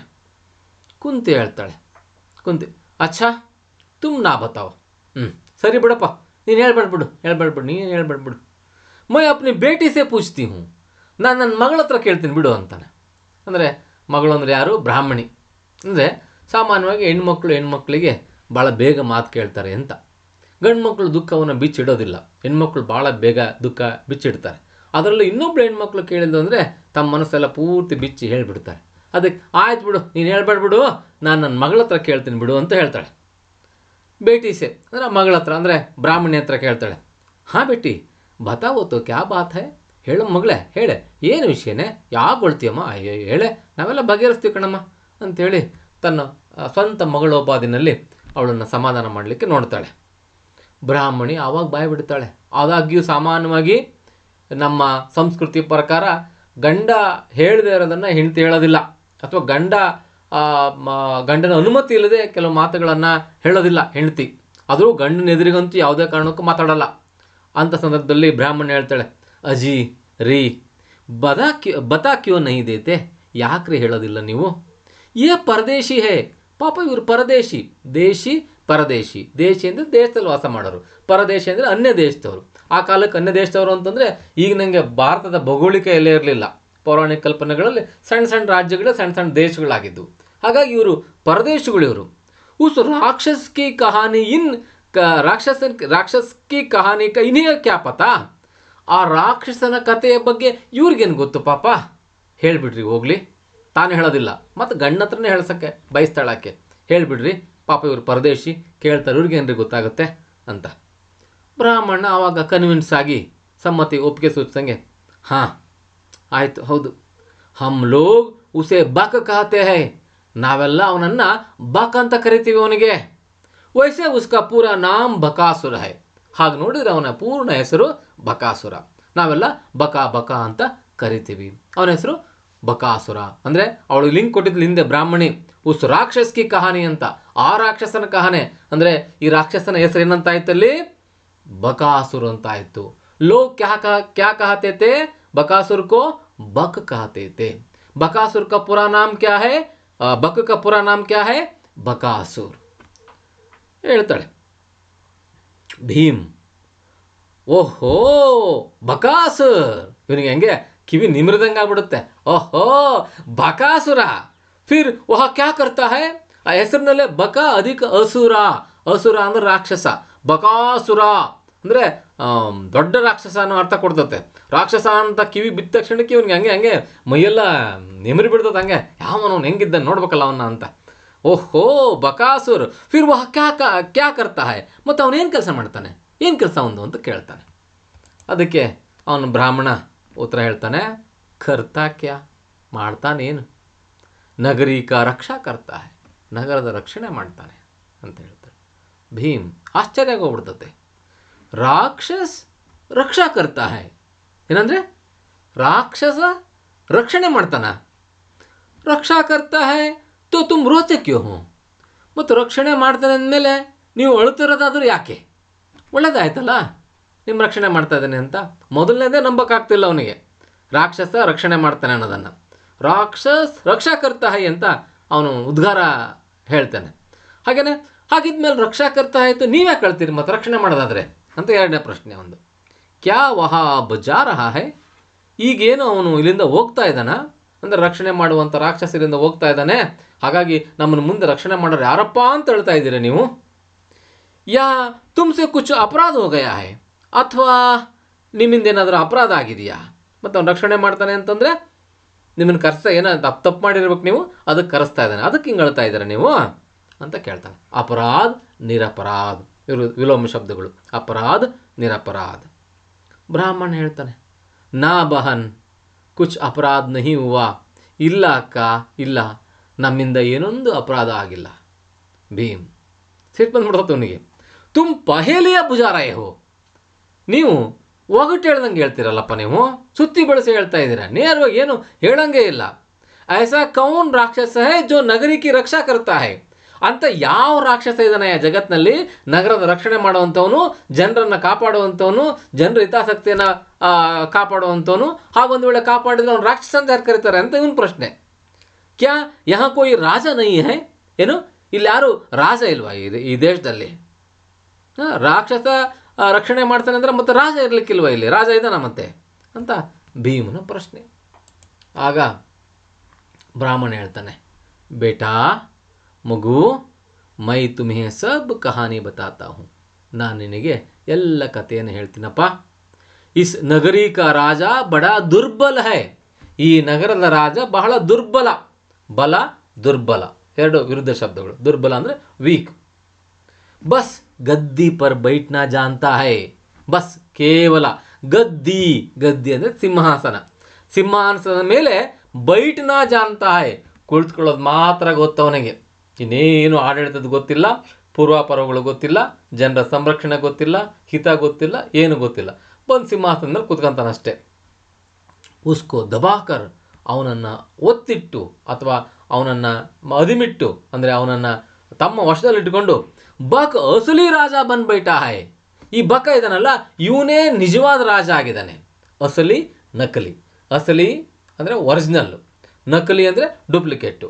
ಇವನೇ ರಾಜ ಅವನಾದರೂ ಕೂಡ ಇವನು ನಿಜವಾದ ರಾಜ. ಇವನು ಏನು ಹೇಳ್ತಾನೆ ಅದನ್ನು ಕೇಳಬೇಕು. ಅವನು ಹಂಗೆ ಮಾಡಿಟ್ಕೊಂಡು ಕೂತ್ಕೊಂಡದಾನ. ಅವನು ವಹಿ ಅಬ್ ಹಮಾರಿ ರಕ್ಷಾ ಕರ್ತಾ ಹೈ, ಅವನೇ ಈಗ ನಮ್ಮ ರಕ್ಷಣೆಯನ್ನು ಮಾಡ್ತಾನೆ ಅಂತ ಬ್ರಾಹ್ಮಣ ಹೇಳ್ತಾನೆ. ಭೀಮ್ ಹೇಳ್ತಾನೆ, ಫಿರ್ ವಹ ಆಪ್ಸೆ ಕುಚ್ ಬದಲೆ ಮೇ ಮಾಂಗ್ತಾ ಹೋಗಾ.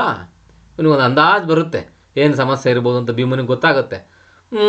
ಫಿರ್ ವಹ, ಮತ್ತು ಹಾಗಿದ್ಮೇಲೆ ವಹ ಆಪ್ಸೆ ಕುಚ್ ಬದಲೆ ಮೇ ಮಾಂಗ್ತಾ ಹೋಗಾ, ಅವನು ರಕ್ಷಣೆ ಮಾಡ್ತಾನೆ ಅಂದರೆ ಅದ್ರ ಬದಲಿಯಾಗಿ ನಿಮ್ಮಿಂದ ಏನಾದರೂ ಕೇಳ್ತಾ ಇರಬೇಕಲ್ಲ. ಅವನು ಬದಲೆ ಮೇ ಕುಚ್ ಮಾಂಗ್ತಾ ಹೋಗಾ, ಮಾಂಗನ ಅಂದರೆ ಕೇಳುವುದು, ಬೇಡುವುದು, ಕೇಳ್ತಾ ಇರ್ಬೇಕಲ್ಲ ಅಂತ ಹೇಳ್ತಾನೆ. ಬ್ರಾಹ್ಮಣ ಹೇಳ್ತಾನೆ, ಹಾಂ ಬೇಟಾ, ಹಾಂ, ಹೌದು ಮಗು, ಹೌದು. ಬಕಾಸುರ ಹಮ್ ಸಬ್ ಲೋಗೋಂ ಕಿ ರಖವಾಲಿ ಕರ್ತಾ ಹೈ. ಬಕಾಸುರ ನಮ್ಮೆಲ್ಲರ ರಖವಾಲೀಕರಣ ಅಂದರೆ ರಕ್ಷಣೆ ಮಾಡು, ಸಂರಕ್ಷಣೆ ಮಾಡು ಅಂತ. ರಖವಾಲಿ ಕರ್ತಾ ಹೈ. ಅವರು ಉಸ್ಕೆ ಬದಲೆ, ಮತ್ತು ಅದಕ್ಕೆ ಬದಲಿಯಾಗಿ ಅಂದರೆ ರಕ್ಷಣೆಯನ್ನು ಮಾಡಿದುದರ ಬದಲಿಯಾಗಿ ಹಂಸೆ ಏಕ್ ಗಾಡಿ ಅನ್ನ, ನಮ್ಮಿಂದ ಒಂದು ಗಾಡಿ, ಚಕ್ಕಡಿ ಗಾಡಿ ಅನ್ನ, ದೋ ಬೈನ್ಸೆ, ಎರಡು ಎಮ್ಮೆಗಳು, ಅವ್ರು ಏಕ್ ಮನುಷ್ಯ ಲೇತಾ ಹೈ, ಮತ್ತು ಒಬ್ಬ ಮನುಷ್ಯನನ್ನು ತಗೊಳ್ತಾನೆ. ರಕ್ಷಣೆ ಮಾಡಿದ್ದಕ್ಕೆ ಪ್ರತಿಯಾಗಿ ನಾವೇನು ಕೊಡಬೇಕು ಜನ ಅಂದರೆ, ಅವನಿಗೆ ದಿನಾಲೂ ಕೂಡ ಒಂದು ಗಾಡಿ ಅನ್ನ, ಎರಡು ಎಮ್ಮೆ, ಒಬ್ಬ ಮನುಷ್ಯನನ್ನು ತಿನ್ನ ಕೊಡಬೇಕು. ಭೀಮ ಕೇಳ್ತಾನೆ, ರೋಜ್, ದಿನ, ರೋಜ್ ಅಂದರೆ ಡೈಲಿ ಅಂತ. ಇಂಗ್ಲೀಷ್ನ ರೋಜ್ ಅಂದರೆ ಗುಲಾಬಿ ಹೂವು ಅಂತ ಅರ್ಥ ಆಗುತ್ತೆ. ಆದರೆ ಹಿಂದಿನಲ್ಲಿ ರೋಜ್ ಅಂದರೆ ಡೈಲಿ, ನಿತ್ಯ, ದಿನ. ದಿನ ಅಂತ ಪ್ರಶ್ನೆ ಮಾಡ್ತಾನೆ. ಅಂದರೆ ಇದನ್ನ ಏನು ಲೀಸ್ಟ್ ಹೇಳ್ತಾ ಇದೆಯಲ್ಲಪ್ಪ, ಒಂದು ಗಾಡಿ ಅನ್ನ, ಇಬ್ಬರು, ಎರಡು ಎಮ್ಮೆ, ಒಂದು ಮನುಷ್ಯ ಅಂತ, ಏನು ವಾರಕ್ಕೋ ತಿಂಗಳಿಗೋ ಅನ್ನೋದ್ರ ಬದಲಿಗೆ ದಿನ ಅಂತ ಕೇಳ್ತಾನೆ. ಅದಕ್ಕೆ ಅವನು ಹೇಳ್ತಾನೆ ಬ್ರಾಹ್ಮಣ, ಹಾಂ ಬೇಟಾ, ರೋಜ್ ಲೇತಾ ಹೈ, ಹಾಂ ಮಗು, ದಿನ ತಗೊಳ್ತಾನೆ. ನಗರಕ್ಕೆ ಸಬ್ ಲೋಗೋನೆ ಮಿಲ್ಕರ್ ಬಾರಿ ಬಾಂಧ್ಲಿ ಹೈ, ನಗರದ ಎಲ್ಲ ಜನರು ಸೇರ್ಕೊಂಡು ಬಾರಿ ಬಾಂಧ್ಲೇನ. ಬಾರಿ ಬಾಂಧ್ಲಾನ ಅಂದರೆ ಸರತಿ ಮಾಡ್ಕೊಳ್ಳೋದು ಅಂತ. ನಾವು ಕನ್ನಡದ ಸರತಿ ಮಾಡೋದು ಅಂತ ಹೇಳ್ತೀರಿ ನೋಡು. ಸರತಿ ಹೆಂಗೆ ಬರ್ರಿ ಅಂತ ಅಂದರೆ ಸಾಲು, ಕ್ರಮಾನುವಾಗಿ, ಕ್ರಮಶಃ, ಒಬ್ಬರ ನಂತರ ಒಬ್ಬರು ಸರದಿ ಎಂಥದ್ದು. ಬಾರಿ ಬಾಂಧ್ಲೇನ ಅಂದರೆ ಸರದಿಯನ್ನು ಮಾಡ್ಕೊಂಡಿದ್ದೀವಿ ಅಂದರೆ ಅವನಿಗೆ ಕೊಡ್ಬೇಕಲ್ಲ. ಕೊಡೋದಂತೂ ನಿಜ. ಹೆಂಗೆ ಕೊಡಬೇಕು, ಅದಕ್ಕೆ ಒಂದು ಕಡೆಯಿಂದ ಹಿಂಗೆ ಮನೆಯಲ್ಲಿ ಇಷ್ಟೋ, ಈ ಕಡೆ ಮನೆಯಿಂದ ಈ ಕಡೆ ಅಂತನೋ ಏನೋ ಒಂದು ಪಟ್ಟಿ ಮಾಡ್ಕೊಂಡಿದ್ದೀವಿ ನಾವು, ಲೀಸ್ಟ್ ಮಾಡ್ಕೊಂಡಿದ್ದೀವಿ ನಾವು. ಜಬ್ ಜಿಸ್ಕಿ ಬಾರಿ ಆತಿ ಹೈ, ಯಾವಾಗ ಯಾರ ಬಾರಿ ಅಂದರೆ ಸರದಿ ಬರುತ್ತದೋ, ತಬ್ ವಹಿ, ಆಗ ಅವನೇ, ಆ ಸರದಿಯವನೇ ಏನು ಮಾಡಬೇಕು, ಯಾ ಸಬ್ ಸಾಮಾನ್ ಭೇಜ್ತಾ ಹೈ, ಈ ಎಲ್ಲ ಸಾಮಾನನ್ನು ಭೇಜ್ನ ಕಳಿಸುವುದು, ಬೇಚ್ನ ಮಾರಾಟ ಮಾಡೋದು ಅಂತ, ಭೇಜ್ನ ಕಳಿಸ್ತಾನೆ. ಇವತ್ತು ಯಾರ್ದಿದೆಯೋ ಅವನು, ಆಗಲೇ ಹೇಳಿದ್ವಲ್ಲ ನಾವು, ಒಂದು ಗಾಡಿ ಅನ್ನ, ಆಮೇಲೆ ಎರಡು ಎಮ್ಮೆ, ಒಬ್ಬ ಮನುಷ್ಯನನ್ನು ಕಳಿಸ್ಕೊಡ್ಬೇಕು. ಅನ್ನಕ್ಕೆ ತಕ್ಕನಾದ ಸಾರೋ, ಚಟ್ನಿನೋ, ಹಪ್ಪಳನೋ ಎಲ್ಲ ಸೈಡ್ಸ್ ಎಲ್ಲ ಇರ್ಬೇಕು, ಕಾಣಿಸ್ತತಾನೆಲ್ಲ. ಮತ್ತು ಅವನು ಒಂದು ಕೊರತೆ ಅವ್ರು ಅಂತಾನೆ. ಹಂಗಾಗಿ ಇವನ್ನೆಲ್ಲ ಕಳಿಸ್ಕೊಡ್ಬೇಕು ಅಂತ ಹೇಳ್ತಾನೆ. ಭೀಮ್ ಹೇಳ್ತಾನೆ, ತೋ ಅಬ್ ಸಮಜ್ ಮೇ ಆಗಯಾ. ಈಗ ನನಗೆ ಅರ್ಥ ಆತ್ಬಿಡು. ಸಮಜ್ ಮೇ ಆನ ಅಂದರೆ ಅರ್ಥವಾಗು, ಸಮಜೇ ಅಂದರೆ ಅರ್ಥ ಆಯ್ತಾ ಅಂತ. ಸಮಜ್ ಗಯಾ, ಅರ್ಥ ಆಯಿತು.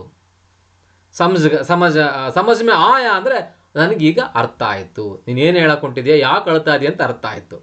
ಆಜ್ ತುಮ್ಹಾರಿ ಬಾರಿ ಹೈ, ಇವತ್ತು ನಿನ್ನ ಸರ್ತಿ ಇದೆ.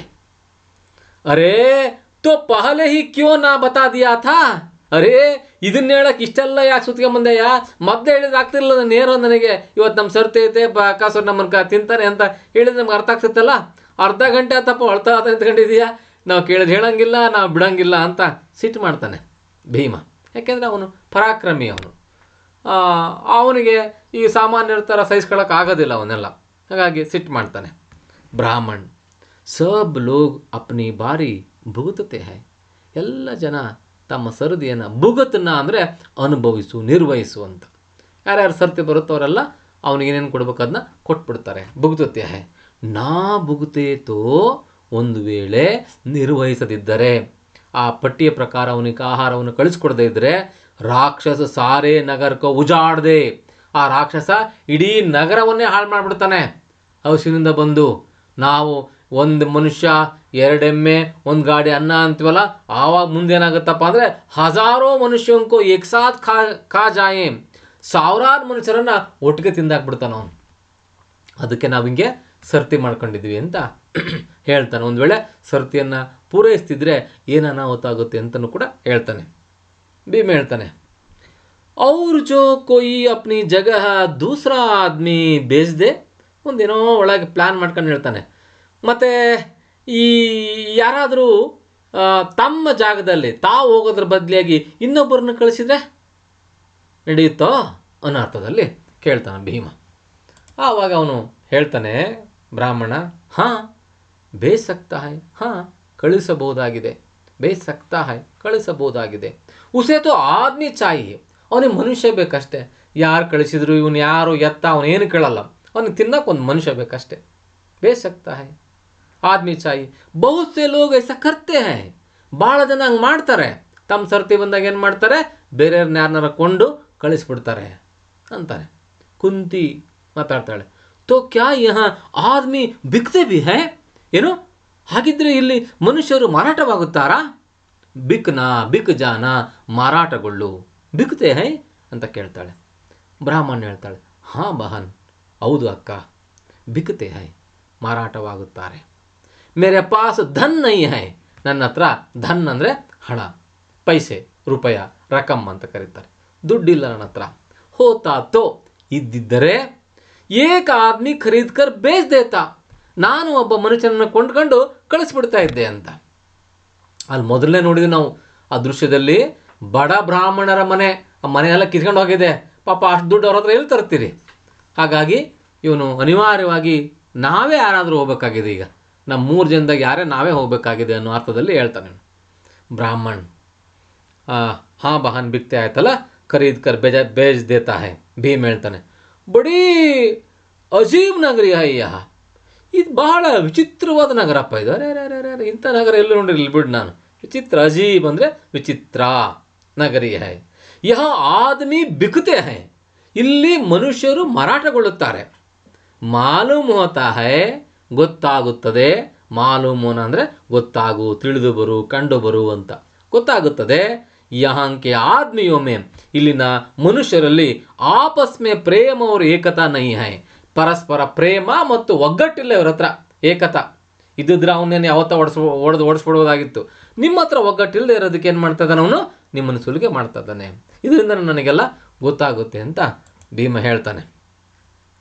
ಕುಂತಿ ಹೇಳ್ತಾಳೆ, ಲೇಕಿನ್ ಐಸೆ ತುಮ್ ಕಬ್ ತಕ್ ಉಸ್ ರಾಕ್ಷಸ್ ಕಾ ಪೇಟ್ ಭರ್ತೆ ರಹೋಗೆ, ಆದರೆ ಐಸೆ ಈ ರೀತಿಯಾಗಿ ತುಮ್ ಕಬ್ ತಕ್, ನೀವು ಎಲ್ಲಿಯ ತನಕ ಉಸ್ ರಾಕ್ಷಸ್ ಕಾ ಪೇಟ್ ಭರ್ತೆ ರಹೋಗೆ, ಆ ರಾಕ್ಷಸನ ಹೊಟ್ಟೆಯನ್ನು ತುಂಬಿಸ್ತೀರಿ, ಎಲ್ಲವರೆಗೆ ಕಿತ್ಕೊಂಡು ಕೊನೆ ಇಲ್ವಾ ಇದಕ್ಕೆ ಅಂತ.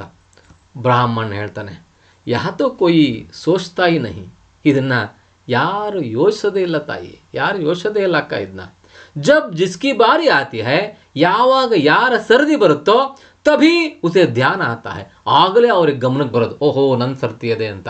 ಬಸ್ ಆವಾಗ ಏನು ಮಾಡ್ತಾರೆ, ರೋ ಪೀಟ್ ಕರ್, ಹತ್ತು ಕರೆದು ಕುಚ್ ದಿನೋಮೆ ವಾಹ ಬಿ ಸಬ್ರ್ ಕರ್ ಲೇತಾ ಹೈ, ಕೆಲವು ದಿನಗಳ ನಂತರ ಅದನ್ನು ಕೂಡ ಮರ್ತೇ ಬಿಡ್ತಾರೆ. ಸರ್ತಿ ಇದ್ದಾಗ ಮಾತ್ರ ಕಷ್ಟಪಟ್ಟು ಏನೋ ಮಾಡ್ತಾರೆ. ದುಡ್ಡಿದ್ರೆ ಬೇರೆ ಮನುಷ್ಯನ ಕೊಂಡು ಕಳಿಸ್ತಾರೆ, ಇಲ್ದಿದ್ರೆ ಯಾರನ್ನಾರ ಒಬ್ಬರನ್ನ ಮನೆಗಾರನ್ನ ಕಳಿಸ್ತಾರೆ. ಆವಾಗ ಅಯ್ಯೋ ಅಣ್ಣ ಅಪ್ಪ ಅಕ್ಕ ಓದ್ಲು, ಅಜ್ಜ ಓದ್ಲು, ಅಜ್ಜಿ ಓದ್ಲು ಅಂತ ಅಳ್ತಾರೆ. ಆಮೇಲೆ ಮತ್ತೆ ಮರ್ತೇ ಬಿಡ್ತಾರೆ. ಯಾಕೆಂದ್ರೆ ಮತ್ತೆ ಅದು 1 ವರ್ಷಕ್ಕೋ 2 ವರ್ಷಕ್ಕೋ ಮತ್ತೆ ಸರ್ತಿ ಊರೆಲ್ಲ ಸುತ್ಕೊಂಬರ್ಬೇಕಲ್ಲ, ಹಾಗಾಗಿ ಅಷ್ಟೊತ್ತಿಗೆ ಮರ್ತೇ ಹೋಗುತ್ತೆ ಇವರಿಗೆ ಅಂತ. ಭೀಮ್, ಕಬ್ ಸೆ ಐಸಾ ಹೋತಾ ಆ ರಹಾ ಹೈ, ಯಾವಾಗಿನಿಂದ ಹೀಗೆ ಆಗುತ್ತಿದೆ? ಕಬ್ ಸೆ ಯಾವಾಗಿನಿಂದ, ಐಸಾ ಈ ರೀತಿಯಾಗಿ, ಹೋತಾ ಆ ರಹಾ ಹೈ ಆಗ್ತಾ ಬರ್ತಾ ಇದೆ. ಬ್ರಾಹ್ಮಣ್, ಪಿಚ್ಲೆ 40 ವರ್ಷೋನ್ಸೆ, ಕಳೆದ 40 ವರ್ಷಗಳಿಂದ ಅಂತ ಹೇಳ್ತಾನೆ ನಾವು. ಕಳೆದ 40 ವರ್ಷಗಳಿಂದ ದಿನಾಲೂ ಕೂಡ ಒಬ್ಬ ಮನುಷ್ಯ 2 ಎಮ್ಮೆ 1 ಗಾಡಿ ಅನ್ನ ಕಳಿಸ್ತಾನೆ ಇದ್ದಾರೆ, ಅವ್ನು ತಿಂತಾನೆ ನಾನು ಆರಾಮಾಗಿ ಅಂತ ಕೇಳ್ತಾನೆ. ಭೀಮ್ ಹಸ್ಕರ್, ಭೀಮ ನಗ್ತಾ ಹೇಳ್ತಾನೆ, ಬಡೇ ಬಹಾದೂರ್ ಹೋ ತುಮ್, ವಾ ವಾ ವಾ, ಭಾಳ ಬಹಾದೂರ್ ಕಂಡ್ರೆ ನೀವು. ಬಹಾದೂರ್ ಅಂದರೆ ಧೀಮಂತಿಕೆ, ಧೈರ್ಯ, ಸಾಹಸಿ ಅಂತ. ಇದು ವ್ಯಂಗ್ಯವಾಗಿ ಹೇಳ್ತಾನೆ ಅವನು. ಅದನ್ನು ಭಾರಿ ಭಾಳ ಭಾಳ ದೊಡ್ಡ ಮನುಷ್ಯರಿದ್ದೀರಿ ಬಿಡಪ್ಪ ನೀವು ಅಂತೀವಲ್ಲ ಹಾಗೆ. ಅರೇ 40 ವರ್ಷೋं में कोई एक भी आदमी ऐसा नहीं पैदा हुआ. ಅರೇ 40 ವರ್ಷಗಳಲ್ಲಿ ಒಬ್ಬ ಮನುಷ್ಯನ ಇಂಥವ್ನು ಹುಟ್ಲಿಲ್ವಾ ಎಂಥವನು? ಜೋ ಉಸ್ ರಾಕ್ಷಸಕೋ ಪಾಠ ಪಡಾ ಸಕ್ತೆ ಹೋ, ಆ ರಾಕ್ಷಸನಿಗೆ ಪಾಠ ಕಲಿಸಂತವನು ಒಬ್ಬರು ಹುಟ್ಟಿಲ್ವ ನಿಮ್ಮ ನಗರದಲ್ಲಿ, ರಾಜ್ಯದಲ್ಲಿ ಅಂತ ಕೇಳ್ತಾನೆ. ಅಗರ್ ತುಮ್ ಹಿಮ್ಮತ್ ಕರೋ ತೋ ಉಸೆ ಮಾರ್ ಸಕ್ತೆ ಹೋ. ಒಂದು ವೇಳೆ ನೀವೆಲ್ಲ ಹಿಮ್ಮತ್, ಧೈರ್ಯ, ಹಿಮ್ಮತ್ ಅಂದರೆ ಧೈರ್ಯ ಮಾಡಿದರೆ, ನೀವೆಲ್ಲ ಸೇರ್ಕೊಂಡು ಒಗ್ಗಟ್ಟಾದರೆ ಆ ರಾಕ್ಷಸನ ಯಾವತ್ತೋ ಸಾಯಿಸ್ಬಿಡುವುದಾಗಿತ್ತು. ಇಡೀ ರಾಜ್ಯನೇ ಒಂದಾಗಿ ಎದ್ದು ನಿಂತ್ಕೊಂಡ್ರೆ ಅವನೇನು ದೊಡ್ಡ ಮನುಷ್ಯ ಆಗ್ತಿರ್ಲಿಲ್ಲ, ಸಾಯಿಸ್ಬಿಡುವುದಾಗಿತ್ತು. ನಿಮ್ಮಲ್ಲಿ ಒಗ್ಗಟ್ಟಿಲ್ಲ, ಪರಸ್ಪರ ಪ್ರೀತಿ ವಿಶ್ವಾಸಗಳಿಲ್ಲ, ಧೈರ್ಯ ಇಲ್ಲ. ಹಾಗಾಗಿ ಹಿಂಗೆ ಅಂಜ್ಕೊಂಡು ಒಬ್ಬೊಬ್ಬರೇ ಬಲಿ ಆಗ್ತಾ ಇದ್ದೀರಿ. ಕುಂತಿ ಹೇಳ್ತಾಳೆ ಇದನ್ನೆಲ್ಲ ಕೇಳಿದ್ಮೇಲೆ, ಸುನೋ ಭಾಯಿ, ಕೇಳಪ್ಪ ಇಲ್ಲಿ ತಮ್ಮ ಕೇಳು, ತುಮ್ ಚಿಂತಾ ಮತ್ ಕರೋ, ನೀನು ಚಿಂತೆ ಮಾಡಬೇಡ, ಅಳ್ತಾ ಇದ್ದಲ್ಲ ಅಳ್ಬೇಡ, ಚಿಂತಾ ಮತ್ ಕರೋ, ಊಟ ಹೇಳಿ ಮೇಲೆ ಹೇಳು, ಖಾವೋ ಪಿವೋ, ಹೋಗು ಊಟ ಮಾಡು, ಕುಡಿ ಹೋಗು. ಬೆಳಗ್ಗಿಂದ ನೋಡ್ರಿ ನೀವು, ನಾಳೆ ಜೀವ ಹೋಗುತ್ತಂದ್ರೆ ಯಾರು ತಿನ್ನ ಕುಡಿಯೋಕ್ಕೆ ಹೋಗ್ತಾ ಇದ್ದರು? ಮನೆಗಾದರೂ ಏನಲ್ಲಿ ಊಟ ಮಾಡಿರ್ತಾರೆ, ಯಾರು ಅಡುಗೆ ಮಾಡಿರ್ತಾರ? ಸತ್ತಾಗಲೇ ಮಾಡಲ್ಲ. ಅಂಥದ್ದು ಸಾಯಕ್ಕೆ ಹೋಗ್ತೀನಿ ಅಂತ ಮೊದಲೇ ಗೊತ್ತಾದರೆ ಇನ್ಯಾರು ತಾನೇ ಮಾಡ್ಲಿಕ್ಕೆ ಸಾಧ್ಯ, ಇನ್ನೇನು ಮಾಡ್ಲಿಕ್ಕೆ ಸಾಧ್ಯ? ಅವರು ಒಂದಿನ ನೀರು ಕೂಡ ಕೊಡೋದಿಲ್ಲ 2 ದಿನದಿಂದ, ಅದೇ ದುಃಖದಲ್ಲಿದ್ದಾರೆ. ಅದಕ್ಕೆ ಹೋಗು ಮೊದಲು ಹೋಗಪ್ಪ, ಇದಳಪ್ಪ ಮತ್ತಮ್ಮ, ಊಟ ಖಾವೋ ಪಿವೋ, ಜಾವೋ ಬಹನ್, ಹೋಗ ತಂಗಿ ತಾಯಿ ಹೋಗ ನೀನು, ತುಮ್ ರಸೋಯಿ ಮೇ ಜಾವೋ, ನೀನು ಅಡುಗೆ ಮನೆಗೆ ಹೋಗವ, ಅಡುಗೆ ಮೊದಲು ಒಲೆ ಹಚ್ಚಿ ಹೋಗವ, ಒಲೆ ಹಚ್ಚಿ ಏನಾರು ಮಾಡಿಕೊಡಿ ಹುಡುಗರಿಗೆ. ಅವ್ರು ಬೇಟಿ, ಹಾಂ ಮಗಳೇ, ತುಮ್ ಅಪ್ಪನ ಕಾಮ್ ದೇಕೋ, ನೀನು ನಿನ್ನ ಕೆಲಸ ನೋಡ್ಕೋಗು, ಅಮ್ಮನಿಗೆ ಸಹಾಯ ಮಾಡ್ಬೇಕಲ್ಲಮ್ಮ ನಿನ್ನ ಮಗಳೇ, ಹೋಗಮ್ಮ ನೋಡ್ಕೋಗು. ಕಲ್ ತುಮ್ ಮೇಸೆ ಕೋಯಿ ನಹಿ ಜಾಯೇಗ, ನಾಳೆ ನಿಮ್ಮಲ್ಲಿ ಅಂದರೆ ನಿಮ್ಮ 3 ಜನಗಳಲ್ಲಿ ಯಾರೂ ಹೋಗೋದಿಲ್ಲ ಅಂತಾಳೆ.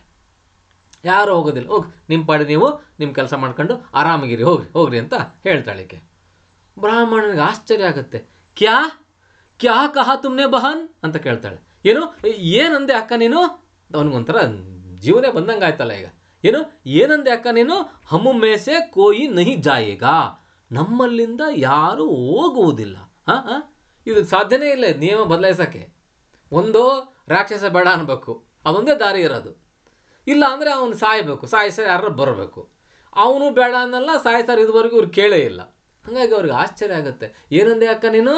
ಯಾರು ನಮ್ಮಲ್ಲಿಂದ ಹೋಗೋದಿಲ್ವೇ ಅಂತ ಹೇಳ್ತಾಳೆ. ಅದು ಕುಂತಿ ಕನ್ಫರ್ಮ್ ಆಗಿ ಹೇಳ್ತಾಳೆ, ಹಾಂ ಹೌದು, ತುಮ್ ಮೇಸೆ ಕೋಯಿ ನಹಿ ಜಾಯೇಗ, ನಿಮ್ಮಲ್ಲಿಂದ ಯಾರೂ ಹೋಗೋದಿಲ್ಲ ಅಂತ ಹೇಳ್ತಾಳೆ. ಬ್ರಾಹ್ಮಣ, ತು ಕೌನ್ ಜಾಯೇಗ, ಮತ್ತೆ ಯಾರು ಹೋಗ್ತಾರೆ? ಯಾರಾದ್ರು ಹೋಗ್ಲೇಬೇಕಲ್ಲ. ತೋ ಅಂದರೆ ಹಾಗಾದರೆ ಅಂತ, ಕೌನ್ ಜಾಯೇಗ. ಕುಂತಿ ಹೇಳ್ತಾಳೆ, ಮೇರಾ ಯಹ ಬೇಟ, ನನ್ನ ಈ ಮಗ ಇದ್ದಾನಲ್ಲ, ಯಹ ಬೇಟ. ಆಕೆಲ್ಲೂ ಭೀಮ ಅಂತ ಹೇಳೋದಿಲ್ಲ, ಯಾಕೆಂದರೆ ಅವರು ನಾವಾಗಲೇ ಹೇಳ್ದಂಗೆ ಅಜ್ಞಾತವಾಸದಲ್ಲಿದ್ದಾರೆ. ನನ್ನ ಈ ಮಗ ಇದ್ದಾನಲ್ಲ, ಮೇರೆ ತೋ 5 ಬೇಟ ಹೇನಾ, ನನಗೆ 5 ಜನ ಮಕ್ಕಳಿದಾರಲ್ಲ. ಆಕೆ ಸುಮ್ಮನೆ ಹೇಳಿರ್ತಾಳೆ ಪರಿಚಯದಾಗೆ, ನನಗೆ 5 ಜನ ಮಕ್ಕಳಿದ್ದಾಳೆ ಅಂತ ಮತ್ತೆ ಹೇಳ್ಕೊಂಡಿರ್ತಾಳೆ. ಪಾಂಡವರು ಅಂತ ಹೇಳ್ಕೊಂಡಿರಲ್ಲ ಆಕೆ. 5 ಜನ ಮಕ್ಕಳಿದಾಳಲ್ಲ, ಇವನೊಬ್ಬ ಹೋದ್ರೂ ಹೋಗ್ಲಿ ಬಿಡು ಅಂತಾಳಾಕೆ. ಬ್ರಾಹ್ಮಣ ತಕ್ಷಣಕ್ಕೆ ಉತ್ತರ ಕೊಡ್ತಾನೆ, ನಹಿ ಇಲ್ಲ, ಯಹ ನಹಿ ಹೋ ಸಕ್ತಾ, ಇದು ಆಗೋದಿಲ್ಲ, ಇದು ಹಮಾರಿ ಬಾರಿ ಹೋ, ನಮ್ಮ ಸರದಿ ಇದೆ, ಅವ್ರು ತುಮಾರ ಬೇಟ ಜಾಯೇ, ನಿಮ್ಮ ಮಗ ಹೋಗದ, ನಮ್ಮ ಸರತಿ ಇದ್ದಾಗ ನಿಮ್ಮ ಹೋಗೋದು, ಅಂದ್ರೆ ಜೀವತ ಕಳ್ಕೊಳಕ್ಕೆ ಹೋಗೋದ? ಈ ದೇವ್ರ ಮೆಚ್ತಾನ? ಜಗತ್ ಮೆಚ್ಚ ಮಾತೆ ಇದು, ಛೇ. ಅದರಲ್ಲೂ ನೀವು ಅತಿಥಿಗಳು ನಮ್ಮ ಪರವಾಗಿ ಜೀವ ಕೊಡೋದಂದ್ರೇನು? ಬೇಡ ಅಂತಾನೆ. ಕುಂತಿ ಸ್ವಲ್ಪ ಜೋರು ಮಾಡಿ ಹೇಳ್ತಾಳೆ, ಆಬ್ ತುಮ್ ಚುಪ್ ರಹೋ, ನೋಡಲೇ ಚುಪ್, ಸುಮ್ಕಿರಿ, ನೀನು ಮಾತಾಡಬೇಡ ನೀನು. ಕ್ಯೋ ಬೇಟಾ, ಏನೋ ಮಗನೇ, ತುಮ್ ತಯ್ಯಾರ್ ಹೋನಾ, ನೀನು ರೆಡಿ ಅಲ್ಲಪ್ಪ ಅಂತ. ಅಂದರೆ ಇವಳಿಗಾದ್ರೂ ಮಗನಲ್ಲ, ಮಗನ ಕಳ್ಕೊಂಡು ಪಾಪ ದುಃಖ ಯಾಕೆ ಅಂತ ಇವಳಿಗೆ ಕನ್ಫರ್ಮ್ ಮಾಡ್ತಾಳೆ. ಆ ಮಗನಿಗೆ ಇಷ್ಟ ಇಲ್ಲದಿದ್ರು ಕೂಡ ಕುಂತಿ ಕಳ್ಸಕ್ಕೆ ನೋಡ್ತಾ ಇದ್ದಾಳೆ ಅಂತ ಅವ್ರ ಆಲೋಚನೆ. ಅದಕ್ಕೆ ಮಗನ ಬಾಯಿಂದನೇ ಕೇಳಿಸ್ಬೇಕು ಅಂತ. ಏನೋ ಮಗನೇ, ನೀನು ರೆಡಿ ಅಲ್ವೇನಪ್ಪ ಹೋಗೋಕ್ಕೆ ಅಂತ ಕೇಳ್ತಾಳೆ. ಯಾರನ್ನ? ಭೀಮನನ್ನ. ಯಾರು ಕೇಳ್ತಾಳೆ? ಕುಂತಿ ಕೇಳ್ತಾಳೆ. ಆವಾಗ ಹೇಳ್ತಾನೆ ಭೀಮ, ತಯ್ಯಾರ್. ಏನಂದಮ್ಮ? ತಯ್ಯಾರಿ ಅಂದ. ಮಾ ಜಬ್ ಸೆ ಬಕಾಸುರ ಕಾ ನಾಮ್ ಸುನಾ ಹೈ, ಅಮ್ಮ ಯಾವಾಗಿನಿಂದ ಆ ಬಕಾಸುರನ ಹೆಸರನ್ನ ಕೇಳಿದ್ನೋ, ಮೇರಿ ಭುಜಾಯೇ ಫಡಕ್ ರಹಿ ಹೈ, ನನ್ನ ಬಾಹುಗಳು ಹಂಗೆ ಕುಣಿತಾ ಇದ್ದಾವೆ. ಮೇರೆ ನೇತ್ರ ಉಸೆ ದೇಖ್ನೆ ಕೋ ಉತಾವಲೆ ಹೋ ರಹಿ ಹೈ, ನನ್ನ ಕಣ್ಣುಗಳು ಅವನನ್ನು ಕಾಣಲಿಕ್ಕೆ ಕುತೂಹಲ ಭರಿತವಾಗಿದ್ದಾವೆ. ವಾ ಅಂತ. ನಮ್ಗೆ ಬಹುಶಃ ಇದು ಹೆಂಗೆ ಕಾಣಿಸುತ್ತಪ್ಪ ಇದು ಅಂತಂದರೆ, ಏನಪ್ಪ ಏನಾದರೂ ಜಾಮೂನ್ ತಿಂತೀಯಾ ಅಂತ ಕೇಳಿದರೆ ಹೆಂಗೆ ಗೊತ್ತಾಗ್ಬಿಟ್ರೆ, ಏನು ಸಾ ಕೇಳ್ತಿರಲ್ಲ ಸರ್ ನೀವು ಜಾಮೂನು ಒಂದು ತಕ್ಷಣಕ್ಕೆ ನನಗೆ ಹಂಗೆ ಹಂಗೆ ಹಂಗೆ ಬಾಯಾಗ ನೀರು ಬರ್ತವೆ ಸಾ, ಎಲ್ಲಿದ್ದಾವೆ ಸಾ, ಎಷ್ಟು ಸಾರ್ ಇರೋದು ಅಂತ ಕೇಳ್ದಂಗೆ ಆಗ್ತೈತೆ. ಇವನು ಹೇಳೋ ರೀತಿ ನೋಡಿದರೆ ಬಕಾಸುರನ್ ಅಂತೇಳೆ ಅವನು ಒಳ್ಳೆ ಸ್ವೀಟ್ ಆದಂಗೆ ಆಗತ್ತೆ ಅವನಿಗೆ. ಅದಕ್ಕೆ ಆ ರೀತಿಯಾಗಿ ಹೇಳ್ತಾನೆ, ಜಹಾ ಹಮ್ ರಹೆ, ಎಲ್ಲಿ ನಾವಿರುವೆವೋ ವಹಾ ಬಕಾಸುರ್ ಕಿಸಿಕೋ ಸತಾ ಸಕೇಗ, ಅಲ್ಲಿ ಈ ರಾಕ್ಷಸ ಯಾರನ್ನಾದರೂ ಸತಾಯಿಸಕ್ಕೆ ಸಾಧ್ಯವಾ? ಅಂದರೆ ಅವ್ರದ್ದೊಂದು ಕ್ಷತ್ರಿಯ ಧರ್ಮ ಅದವ್ರು ಯಾವತ್ತೂ ಕೂಡ ಪಾಲಿಸ್ಕೊಂಬಂದಿದ್ದಾರೆ. ಇವರನ್ನು ನಂಬಿದವರನ್ನು ಯಾವತ್ತೂ ಕೂಡ ಅವರು ಕಷ್ಟಕ್ಕೀಡು ಮಾಡೋದಿಲ್ಲ, ತಮ್ಮ ಪ್ರಾಣ ಬೇಕಾದ್ರೆ ಬಲಿ ಕೊಡ್ತಾರೆ ಹೊರತು ಅವರು ನಂಬಿದವ್ರನ್ನ ಕೈ ಬಿಡೋದಿಲ್ಲ. ಇದಕ್ಕೊಂದು ಉದಾಹರಣೆ, ಒಂದು ಮಧ್ಯಮ ವ್ಯಾಯೋಗ ಅಂತ ಒಂದು ನಾಟಕ ಇದೆ. ಮಧ್ಯಮ ವ್ಯಾಯೋಗ ಅಂತ ನಾಟಕ ಇದೆ. ಮಧ್ಯಮ ಅಂತಂದರೆ ಯಾರು? ಇವನೇ, ಭೀಮನೇ. ಅಲ್ಲಿ ಘಟನೆ ಬರುತ್ತೆ, ಇದೇ ಥರದ್ದೊಂದು ಘಟನೆ ಬರುತ್ತೆ. ಕಾಡಿನಲ್ಲಿ ಹೋಗ್ತಿರ್ಬೇಕಾದ್ರೆ ಇಡಂಬಿಯ ಘಟನೆ ಅದು. ಇಡಂಬಿಯ ಮಗ ಒಬ್ಬನ ಕರ್ಕೊಂಬರ್ಬೇಕಾಗಿ, ಇಡಂಬಿಗೆ ಏನೋ ವ್ರತ ಹಿಡ್ದಿರ್ತಾಳೆ, ಅದಕ್ಕೊಬ್ಬ ಮನುಷ್ಯ ಬೇಕಾಗಿರ್ತತೆ. ಆವಾಗ ಏನು ಮಾಡ್ತಾಳೆ, ಆ ಕಾಡಿನಲ್ಲಿ ಬ್ರಾಹ್ಮಣ ಪರಿವಾರ ಹೋಗುತ್ತೆ. ಅದರಲ್ಲಿನೋ ಒಬ್ಬನ್ನ ಹಿಡ್ಕೊಂಬಿಡ್ತಾನೆ. ಅವನು ಹಿಡ್ಕೊಂಡು ಹೊರಡ್ತಾನೆ. ಆಗ ಬ್ರಾಹ್ಮಣರು ಅವನನ್ನು ಬೇಡ್ಕೊಳ್ತಾರೆ, ಆಯ್ತಪ್ಪ ಕರ್ಕೊಂಡು. ಅಲ್ಲೂ ಇಲ್ಲಿ ಹಿಂಗೆ ಚರ್ಚೆ ಆಗುತ್ತೆ, 3-4 ಜನದಲ್ಲಿ ಯಾರನ್ನ ಕಳಿಸ್ಬೇಕು ಅಂತ ಆಗುತ್ತೆ. 3 ಜನ ಮಕ್ಕಳಿರ್ತಾರೆ. ಆ 3 ಜನ ಮಕ್ಕಳಲ್ಲಿ ಹಿರಿಮಗ ನನಗೆ ಬೇಕು ಅಂತ ಬ್ರಾಹ್ಮಣ ಹೇಳ್ತಾನೆ, ಕಿರಿಮಗ ನನಗೆ ಬೇಕು ಅಂತ ಆ ಬ್ರಾಹ್ಮಣತಿ ಹೇಳ್ತಾಳೆ. ನೋಡುವಿನ ಯಾರಿಗೂ ಬೇಕಾಗಲ್ಲ, ಕೊನೆಗೆ ಅವನೇ ಬಲಿ ಹೋಗೋದು ಅಂತ ಆಗುತ್ತೆ. ಅವನು ಮಧ್ಯಮ. ಹಾಗಾಗಿ ಆಯಿತು ಅಂತ ಒಪ್ಕೊಳ್ತಾರೆ. ಆಯಿತು ನಾನು ಬರ್ತೀನಿ, ಆದರೆ ನಮಗೊಂದು ಅರ್ಧ ಗಂಟೆ ಸಮಯ ಕೊಡು, ನಾನು ಪೂಜಾ ಸಂಧ್ಯಾ ವಂದನೆಗಳನ್ನ ಮುಗಿಸ್ಬೇಕು, ನದಿನಲ್ಲಿ ಮುಳುಗಿ ಈ ಸ್ನಾನ ಮಾಡ್ಕೊಂಡು ಬರ್ತೀನಿ ಅಂತ ಹೇಳ್ತಾನೆ ಅವನು. ಆವಾಗ ಹೇಳ್ತಾನೆ, ಸ್ನಾನ ಮಾಡೋಕ್ಕೆ ಹೋಗ್ತಾನೆ, ಬಾಳೋದು ಬರೋದೇ ಇಲ್ಲ. ಇನ್ನು ಸಿಟ್ಟು ಬಂದುಬಿಡ್ತತೆ, ಬರಲೇ ಇಲ್ಲ ಅಂತ ಕುಣಿದಾಡ್ತಾನೆ. ಆವಾಗ ಅವನ ಹೆಸರೇನು ಅಂತ ಕೇಳ್ತಾನೆ. ಇವರು ಮಧ್ಯಮ ಅಂತ ಹೇಳ್ತಾರೆ. ಇವರಿಗೆ ಆ ಬ್ರಾಹ್ಮಣ ಭಾಳ ಬುದ್ಧಿವಂತ ಇರ್ತಾನೆ ಅವನು. ಅದೇ ಹೊತ್ತಿನಲ್ಲಿ ಇವರು ಪಾಂಡವರು ಏನು ಮಾಡಿರ್ತಾರೆ, ಅಲ್ಲೇ ಎಲ್ಲೋ ವನವಾಸ ಮಾಡ್ತಾಯಿದ್ದಾರೆ ಅಂತ ಗೊತ್ತಿರುತ್ತೆ ಅವನಿಗೆ. ಅದಕ್ಕೆ ಇವನು ಮಧ್ಯಮ ಅಂತ ಹೇಳ್ತಾನೆ. ಅವ್ನು ಜೋರಾಗಿ ಹೋಗ್ತಾನೆ, ಮಧ್ಯಮ ಮಧ್ಯಮ ಬೇಗ ಬಾ ಅಂತ. ಇದೇ ಹೊತ್ತಿಗೆ ಈ ಬ್ರಾಹ್ಮಣ ಇವನು ಭೀಮನಿಗೆ ಈ ಮಾತು ಕೇಳಿಸುತ್ತೆ. ಮಧ್ಯಮ ಅಂದ್ರೆ ಅವನಲ್ಲ, ನನ್ನ ಯಾರ ಕರಿತಾ ಇದ್ದಾರಲ್ಲ ಅಂತ ಅವನು ಅಲ್ಲಿಗೆ ಬರ್ತಾನೆ. ಬಂದ ಅಂದ್ಕೊಟ್ಲು ಇವನು ಮಧ್ಯಮ ನಾನೇ ಅಂತ ಹೇಳ್ತಾನೆ. ನೀನಲ್ಲ ಅಂತಾನೆ. ನಾನೇ ಮಧ್ಯಮ ಅಂತ ಭೀಮ ಅಂತಾನೆ. ಏನಾಗ್ಬೇಕೀಗ, ನಮ್ಮ ಅಮ್ಮ ಹಿಂಗೆ ಕರಿತಾಳೆ ಇದಕ್ಕೆ ಬಲಿ ಕೊಡೋಕ್ಕೆ ಹಂಗೆ ಅಂತ. ಆವಾಗ ಅವನು ಬಿಡ್ತಾರೆ, ಇವನ್ನ ಕರ್ಕೊಂಡು ಹೋಗ್ಬಿಡ್ತಾರೆ. ಅವನು ಒಪ್ಕೊಂತಾನೆ ಭೀಮ, ಆಯಿತು ನೀವು ಬರೋದು ಬೇಡ, ನಾನೇ ಹೋಗ್ತೇನೆ ನಿಮ್ಮ ಬದಲಿಗೆ ಅಂತ ಹೋಗ್ತಾನೆ ಅವನು. ಅಲ್ಲಿ ಹೋದಾಗ ಆಗ ಘಟನೆ ಏನಪ್ಪ ಅಂತ ಹೇಳಿದ್ರೆ, ಅಂದರೆ ಅದಕ್ಕಿಂತ ಪೂರ್ವದಲ್ಲಿ ಆ ಇಡಂಬಿಯ ಮಗನಿಗೂ ಇವನಿಗೂ ಒಂದು ಮಲ್ಲ ಯುದ್ಧ ಆಗುತ್ತೆ. ನೀನು ಸೋತ್ರೆ ನಾನು ನಿನ್ನ ಜೊತೆ ಬರ್ತೀನಿ ಅಂತ ಭೀಮ ಹೇಳ್ತಾನೆ ಅವನಿಗೆ. ಭಾಳ ಘನಘೋರವಾದಂಥ ಯುದ್ಧ ಆಗುತ್ತೆ. ಅವನು ಭಾಳ ಬಲಶಾಲಿ, ಅವನು ಇಡಂಬಿಯ ಮಗ ಘಟೋತ್ಕಚನ ಅವನ ಹೆಸರು. ಅವನು ಭಾಳ ಬಲಶಾಲಿ, ಅವನು ಭಾಳ ಗಟ್ಟಿಮುಟ್ಟಾಗಿ ಇರ್ತಾನೆ, ಸಮಬಲ ನೋಡ್ತಾನೆ. ಒಳಗೆ ಮೆಚ್ಚುಗೆ ಆಗುತ್ತೆ ಭೀಮನಿಗೆ, ಯಾರಿದ್ದಾರೆ ಇವನು, ನನ್ನ ಸಮಬಲ ಇರೋನಲ್ಲ ಅಂಥೇಳಿ ಕೊನೆಗೆ ಸೋತಂಗೆ ಮಾಡಿ ನೋಡ್ಬೇಕಲ್ಲ ಇವನು ಹೆಂಗೆ ಬೆಳೆದಾನೆ, ಯಾರ ಮಗ ಇರಬೇಕು ಅಂತ ಹೋಗ್ತಾನೆ. ಅಲ್ಲಿ ಹೋಗಿ ನೋಡಿದ್ರೆ ಆಶ್ಚರ್ಯ, ಅವನ ತಾಯಿ ಹಿಡಂಬಿ ಯಾರು? ಭೀಮನ ಹೆಂಡತಿ. ಅಂದರೆ ನಂದೇ ಮಗ ನನ್ನ ಸಮಾನವಾಗಿದ್ದಾನೆ ಅನ್ನುವಂಥ ಇದು ಗೊತ್ತಾಗುತ್ತೆ. ಆವಾಗ ಆ ತಾಯಿ ಆ ಮಗನಿಗೆ ಬೈತಾಳೆ, ಯಾರನ್ನ ಕರ್ಕೊಂಬಂದಿದ್ದೀವಿ ಗೊತ್ತಿಲ್ಲ ನೀನು ಬಲಿ ಕೊಡೋಕ್ಕೆ, ಸಾಕ್ಷಾತ್ ನಿಮ್ಮ ಅಪ್ಪನೇ ಅವರು ಅಂತಂದಾಗ ಒಂದು ಸುಖ ಅಂತ್ಯ ಆಗುತ್ತೆ ಅದು ಘಟನೆ. ಅಂದರೆ ಇಲ್ಲಿ ಪಾಂಡವರು ಒಂದು ಒಳಿತಿನ ಆದರ್ಶದ ಒಂದು ಪ್ರತೀಕ. ಯಾವಾಗೆಲ್ಲ ಯಾರೆಲ್ಲ ಕಷ್ಟಕ್ಕೆ ಬರ್ತಾರೆ, ಕಷ್ಟಕ್ಕೆ ಒಳಗಾಗ್ತಾರೆ, ಅವ್ರನ್ನ ಕಾಪಾಡುವಂಥದ್ದು ಅವ್ರದ್ದೊಂದು ಕೆಲಸ ಅನ್ನುವಂಥ ಒಂದು ಧರ್ಮ ಅನ್ನುವಂಥದ್ದನ್ನು ಕಾಪಾಡ್ಕೊಂಡು ಬಂದವರು. ಹಾಗೆ ಈ ಬ್ರಾಹ್ಮಣ ಅಥವಾ ಇಲ್ಲಿ ಕಷ್ಟದಲ್ಲಿದ್ದಾಗ ಹೆಂಗಮ್ಮ ಇರೋಕ್ಕೆ ಸಾಧ್ಯ ಆಗುತ್ತೆ? ನಾವಿರುವಾಗಲೇ ಯಾರಾದರೂ ಹೆಂಗಮ್ಮ ಸತಾಯಿಸ್ತಾರೆ ಅಂತ ಹೇಳ್ತಾನೆ. ಕುಂತಿ ಹೇಳ್ತಾಳೆ ತುದುಸೆ ಈ ಆಶಾತಿ ಬೇಟಾ, ನಿನ್ನಿಂದ ಇದೇ ಭರವಸೆ ಇತ್ತು ಮಗನೇ, ಅಂದ್ರೆ ನೀನು ಹಿಂಗೆ ಹೇಳ್ತೀಯ ಅಂತ ಗೊತ್ತಿತ್ತು ಮಗನೇ ನನಗೆ ಅಂತ ಹೇಳಿದ್ರೆ, ನಾನು ಹೋಗಲ್ಲಮ್ಮ ಅಂತ ಹೇಳಲ್ಲ ಅಂತ ಗೊತ್ತಿತ್ತು ಇವನಿಗೆ, ಏಕೆ ಕುಂತಿಗೆ. ಯಾಕೆಂದ್ರೆ ತಾಯಿ ಅಲ್ವೇ, ಇವನ್ ಗುಣ ಸ್ವಭಾವಗಳು ಚೆನ್ನಾಗಿ ಗೊತ್ತಿರ್ತದೆ. ಬ್ರಾಹ್ಮಣೀಸೆ ಆಗ ತಿರುಗಿ ಹೇಳ್ತಾಳೆ, ಸುನಾಬಹನ್, ಕೇಳ್ದಮ್ಮ ನೀನು ಸಹೋದರಿ, ಕೇಳ್ದ ನೀನು, ಅಬ್ ತುಮ್ ರೋನಾ ಚೋಡ್ಕರ್ ಖುಷಿ ಕಾಮ್ ಮೇಲೆ ಲಗ್ ಜಾವೋ. ಈಗ ನೀವು ಕೇಳಿದ್ರಲ್ಲ ಮನವರಿಕೆ ಆಯ್ತಲ್ಲ ನಿಮಗೆ. ಈಗ ಇವನು ಹೋಗ್ತೀನಿ ಅಂತ ಹೇಳಿದ್ರೆ, ನಾನು ಹೋಗು ಅಂತ ಹೇಳಿದ್ದೀನಿ, ಅವನು ಕೂಡ ಹೋಗ್ತೀನಿ ಅಂತ ಹೇಳಿದಾನೆ, ಅದ್ರಿಗೂ ಭಾರಿ ಖುಷಿಯಿಂದ ಹೋಗಿ ಒಪ್ಕೊಂಡಿದ್ದಾನೆ. ಹಂಗಿದ್ಮೇಲೆ ಮತ್ತೆ ಯಾಕಮ್ಮ ನಿಮಗೆ?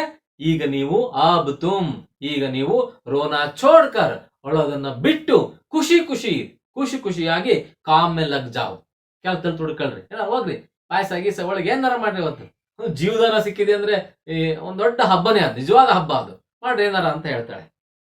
ಬ್ರಾಹ್ಮಣಿ ಹೇಳ್ತಾಳೆ, ನಹಿ ನಹಿ ಬಹನ್, ಇಲ್ಲ ಇಲ್ಲ ಅಕ್ಕ, ಯಹ ಕೈಸ ಹೋ ಸಕ್ತಾ ಹೈ, ಇದೇಂಗ್ ಸಾಧ್ಯ ಆಗುತ್ತೆ ಅಕ್ಕ. ಅವಳಿಗೊಂದು ಧರ್ಮ ಸಂಕಟ, ತನ್ನ ಮನೆಗೆ ಬಂದಿರೋರ್ನ ಸಾವಿನ ದವಡೆಗೆ ನೂಕಿ ನಾವೆಂಗ್ ಹಬ್ಬ ಮಾಡ್ಕೊಂಡು ತಿನ್ನಕ್ಕಾಗುತ್ತೆ, ನಾವೆಂಗ್ ಊಟ ಮಾಡ್ಕೊಂಡು ತಿನ್ನಕ್ಕಾಗುತ್ತೆ ಅಂತ.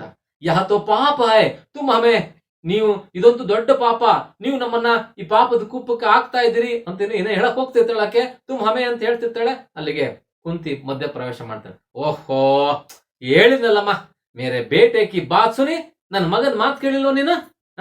ವಹಾ ಬಡಾ ವೀರ ಹೈ, ಅವನೇನು ಸಾಮಾನ್ಯ ತಿಳ್ಕೊಂಡಿದ್ದೀನಮ್ಮ ನೀನು? ಬಡಾ ವೀರ ಹೈ, ಅವನು ಬಹಳ ದೊಡ್ಡ ವೀರ. ಕ್ಯಾ ಪತಾ ರಾಕ್ಷಸ್ಕೋ ಮಾರ್ ಡಾಲೆ, ಯಾರಿಗ್ ಗೊತ್ತು, ರಾಕ್ಷಸನ ಸಾಯಿಸ್ಬಿಡ್ಬೋದು ನನ್ ಮಗ ಅಂತಾಳೆ. ಭೀಮ ಇವನೇ ಅಂತ ಹೇಳಲ್ಲ ಅವಳು ಕುಂತಿ ಅಂತ ಹೇಳ್ಕೊಳ್ಳಲ್ಲ, ಪರೋಕ್ಷವಾಗಿ ಹೇಳ್ತಾಳೆ, ದೊಡ್ಡ ವೀರ ಇವನು, ಧೀರ ಶೂರ ಇವನು, ನಿಮ್ಗೇನ್ ಗೊತ್ತು, ಅವ್ನ್ ಬೇಕಾದ್ರೆ ಅವ್ನ್ ಮನ್ಸು ಮಾಡಿದ್ರೆ ಅವ್ನ್ ಸಾಯಿಸೇ ಬಿಡ್ಬೋದು ಅಂತ ಹೇಳ್ತಾಳೆ. ಬ್ರಾಹ್ಮಣ, ರಾಕ್ಷಸ್ಕೋ ಮಾರ್ ಡಾಲೆ, ಹಂಗ್ ಬಾಯಿ ತರ್ಕೊಂಡು ಹಂಗೆ ಇರ್ತಾನ ಅವನು. ಏನಂದಮ್ಮ, ರಾಕ್ಷಸನನ್ನ ಸಾಯಿಸ್ತಾನ? 40 ವರ್ಷಗಳಿಂದ ಇಂಥ ಶಬ್ದನೇ ಕೇಳಿಲ್ಲ ಅವ್ರು ಯಾರು. ರಾಕ್ಷಸ ಅಂದ್ಬಿಟ್ಟು ಎದ್ಕೊಂಡು ಹೋಗೋದು, ಕೈ ಮುಗಿಯೋದು, ಏನೋ ಕೊಟ್ಟು ಬರೋದು, ಅದಾಗಿತ್ತು. ಇನ್ನು ಸಾಯಿಸ ಮಾತು ಬಂದ್ ಕುಟ್ಲಿ ಇವನಿಗೆ ಕಿವಿ ನಂಬ್ಲಿಕ್ಕೆ ಸಾಧ್ಯ ಆಗ್ದಂಗಾಗುತ್ತೆ. ಬಾತ್ ತುಮಾರಿ ಬಹನ್ ಪ್ರಿಯ ಲಗ್ತಿ ಹೈ, ಕೇಳಕ್ ಬಹಳ ಚೆನ್ನಾಗಿದೆ ನಿನ್ ಮಾತು. ಏನು ಅವನೇನು ಸಾತಕ ತಿಳ್ಕೊಂಡ್ಬಿಟ್ಟಿದ್ರ ಕಾಣ್ತಾರೆ, ಮನಸ್ನಾಗ ಅಂದಿರ್ಬೇಕು ಅವನು, ಹೋಗಿ ಹಿಂಗ ತಿನ್ಕೊಂಡ್ ಬಂದ್ಬಿಡೋಣ ಅಂತ ತಿಳ್ಕೊಂಡ್ಬಿಟ್ರಂಗ್ ಕಾಣ್ತಾನೆ ಇವನು. ಬಾತು ಬಹನ್ ಪ್ರಿಯ ಲಗ್ತಿ ಹೈ, ನಿನ್ ಮಾತು ಬಹಳ ಇಷ್ಟ ಆಗ್ತವೆ ಅಕ್ಕ ಅಂತಾನೆ. ಬ್ರಾಹ್ಮಣಿ ಹೇಳ್ತಾರೆ, ತುಮಾರಾ ದಿಲ್ ಬಹುತ್ ಬಡಾ ಹೈ ಬಹನ್. ಕೊನೆಗೆ ಒಪ್ಕೊಂತಾರೆ ಬ್ರಾಹ್ಮಣಿ, ಅಕ್ಕ ನಿನ್ ಹೃದಯ ಬಹಳ ದೊಡ್ಡದು ಕಣೆ ಅಕ್ಕ, ನಮ್ಮ ಕಷ್ಟಗಳಲ್ಲಿ ಭಾಗಿಯಾಗಿದೀಯಾ. ಭಗವಾನ್ ತುಮಾರೆ ಬೇಟೆ ಕಿ ರಕ್ಷಾ ಕರೇಗ, ಆ ಭಗವಂತ ನಿನ್ನ ಮಗನ ರಕ್ಷಣೆಯನ್ನು ಮಾಡ್ತಾನೆ ಅಂತ ಆರೈಸ್ತಾಳಾಕೆ. ಲಡಕಿ, ಬುವಾ ಬುವಾ ತುಮ್ ಕಿತ್ನಿ ಅಚ್ಚಿವೋ ಅಂತಾಳ ಅವಳು. ಬುವಾ ಅಂದ್ರೆ ದೊಡ್ಡಮ್ಮ ಅಂತ. ದೊಡ್ಡಮ್ಮ ದೊಡ್ಡಮ್ಮ ನೀನ್ ಎಷ್ಟು ಒಳ್ಳೆ ಅಂತಾಳೆ ಸಣ್ಣ ಹುಡುಗಿ ಅವಳ ಮಗಳು. ಯಾಕೆಂದ್ರೆ ಇಡೀ ಕುಟುಂಬದಾಗ ಯಾರಾದ್ರೂ ಹೋಗ್ಬೇಕಾಗಿತ್ತು, ಅವಳು ತಾಯಿನಾರ ಕಳ್ಕೋಬೇಕಾಗಿತ್ತು, ತಂದೆನಾರ ಕಳ್ಕೋಬೇಕಾಗಿತ್ತಿಲ್ಲ, ಸ್ವತಃ ತಾನಾದ್ರೂ ಹೋಗ್ಬೇಕಾಗಿತ್ತು. ಈ 3 ಜನದಲ್ಲಿ ಒಬ್ರು ಯಾರಾದ್ರೂ ಪ್ರಾಣ ಕಳ್ಕೊಳ್ಳೇಬೇಕಾಗಿತ್ತು. ಆ 3 ಜನ ಪ್ರಾಣ ಉಳಿತಲ್ಲ, ಆ ಸಂತೋಷದಲ್ಲಿ ಆ ಹುಡುಗಿ ಹಂಗೆ ಹೇಳ್ತಾಳೆ. ಕುಂತಿ ಹಸ್ತಿ ಹುಯಿ, ಕುಂತಿ ನಗ್ತಾಳ ಆ ಹುಡುಗಿ ಮಾತು ಕೇಳಿ.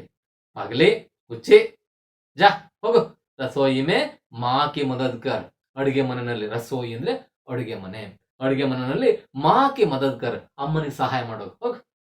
ಅವ್ರ ಭೀಮ್ ಮತ್ತೆ ಭೀಮಾ ತೂಜಾ ಕಲ್ಕಿ ತಯಾರಿ ಕರ್, ನೀನ್ ಹೋಗ, ನಾಳೆ ರೆಡಿ ಆಗಿ ನೀನ್ ತಯಾರಿ ಕರ್. ಅಂದ್ರೆ ಅರ್ಥ ಏನು, ಅದಕ್ಕೆ ಇದಕ್ಕಿದ್ದಂಗೆ ಹೋಗಕ್ ಬರಲ್ಲ, ಅವನ್ನೆಲ್ಲ ವ್ಯಾಯಾಮ ಎಲ್ಲ ಮಾಡ್ಬೇಕಲ್ಲ, ಒಂದು ವಾರ್ಮ್ ಅಪ್ ಅಂತ ಕರೀತಾರಲ್ಲ, ರನ್ನಿಂಗ್ ರೇಸು ಆಟ ಆಡೋದಕ್ಕಿಂತ ಮೊದಲು ಒಂದಿಷ್ಟು ವಾರ್ಮ್ ಅಪ್ ಮಾಡ್ಕೊಂತಾರೆ, ದೇಹನ ಅದಕ್ಕೆ ತಕ್ಕನಾಗಿ ಉರಿಗೊಳಿಸ್ಕೊಳ್ತಾರೆ. ಹಂಗೆ ನೀನು ತಯಾರಿ ಮಾಡ್ಕೊಳಪ್ಪ ಅಂತ ಹೇಳ್ತಾಳೆ. ಭೀಮ್ ಹೇಳ್ತಾನೆ, ಚಲೋಮ್ಮ ನಡಿಯಮ್ಮ ಹಂಗಿದ್ರೆ. ವೇತಿನೋ ಏಕೋರ್ ಅಂದರ್, ಆ 3 ಜನ ಅಂದ್ರೆ ಬ್ರಾಹ್ಮಣಿ ಮಗಳು, ಅಂದರ್ ಅಂದ್ರೆ ಆ ಮನೆಯ ಒಳಗಡೆ ಹೋಗ್ತಾರೆ. ಭೀಮ್ ಅವ್ರ ಕುಂತಿ, ಭೀಮ ಮತ್ತು ಕುಂತಿ ದೂಸರಿ ಓರ್ ಇನ್ನೊಂದ್ ಕಡೆಗೆ ಹೋಗ್ತಾರೆ. ಅಂದ್ರೆ ಆ ಮನೆ ಅಲ್ಲೇ ಅಕ್ಕಪಕ್ಕದಾಗೆಲ್ಲೋ ಬಹುಶಃ ವರಾಂಡದಾಗೆಲ್ಲ ಇವರು ನೆರಕೆ ಪರಕೆ ಹಾಕೊಂಡು ಗುಡ್ಲು ಹಾಕೊಂಡು ಇರೋ ಕಾಣ್ತಾರೆ ಇವ್ರು ಭೀಮ ಆ ಮನೆಯ ಸುತ್ತಮುತ್ತನೆ. ದೂಸರಿ ಓರ್ ಇನ್ನೊಂದ್ ಕಡೆಗೆ ಬಾಹರ್ ಜಾತೆ, ಹೊರಗಡೆ ಹೋಗ್ತಾರೆ. ಪರದಾ ಗಿರ್ತಾ ಹೈ, ಪರದೆ ಬೀಳುತ್ತೆ. ಅಂದ್ರೆ ಇಲ್ಲಿ ಒಂದು ದೃಶ್ಯ ಸಮಾಪ್ತಿ ಆಗುತ್ತೆ ಅಂತಲ್ಲ.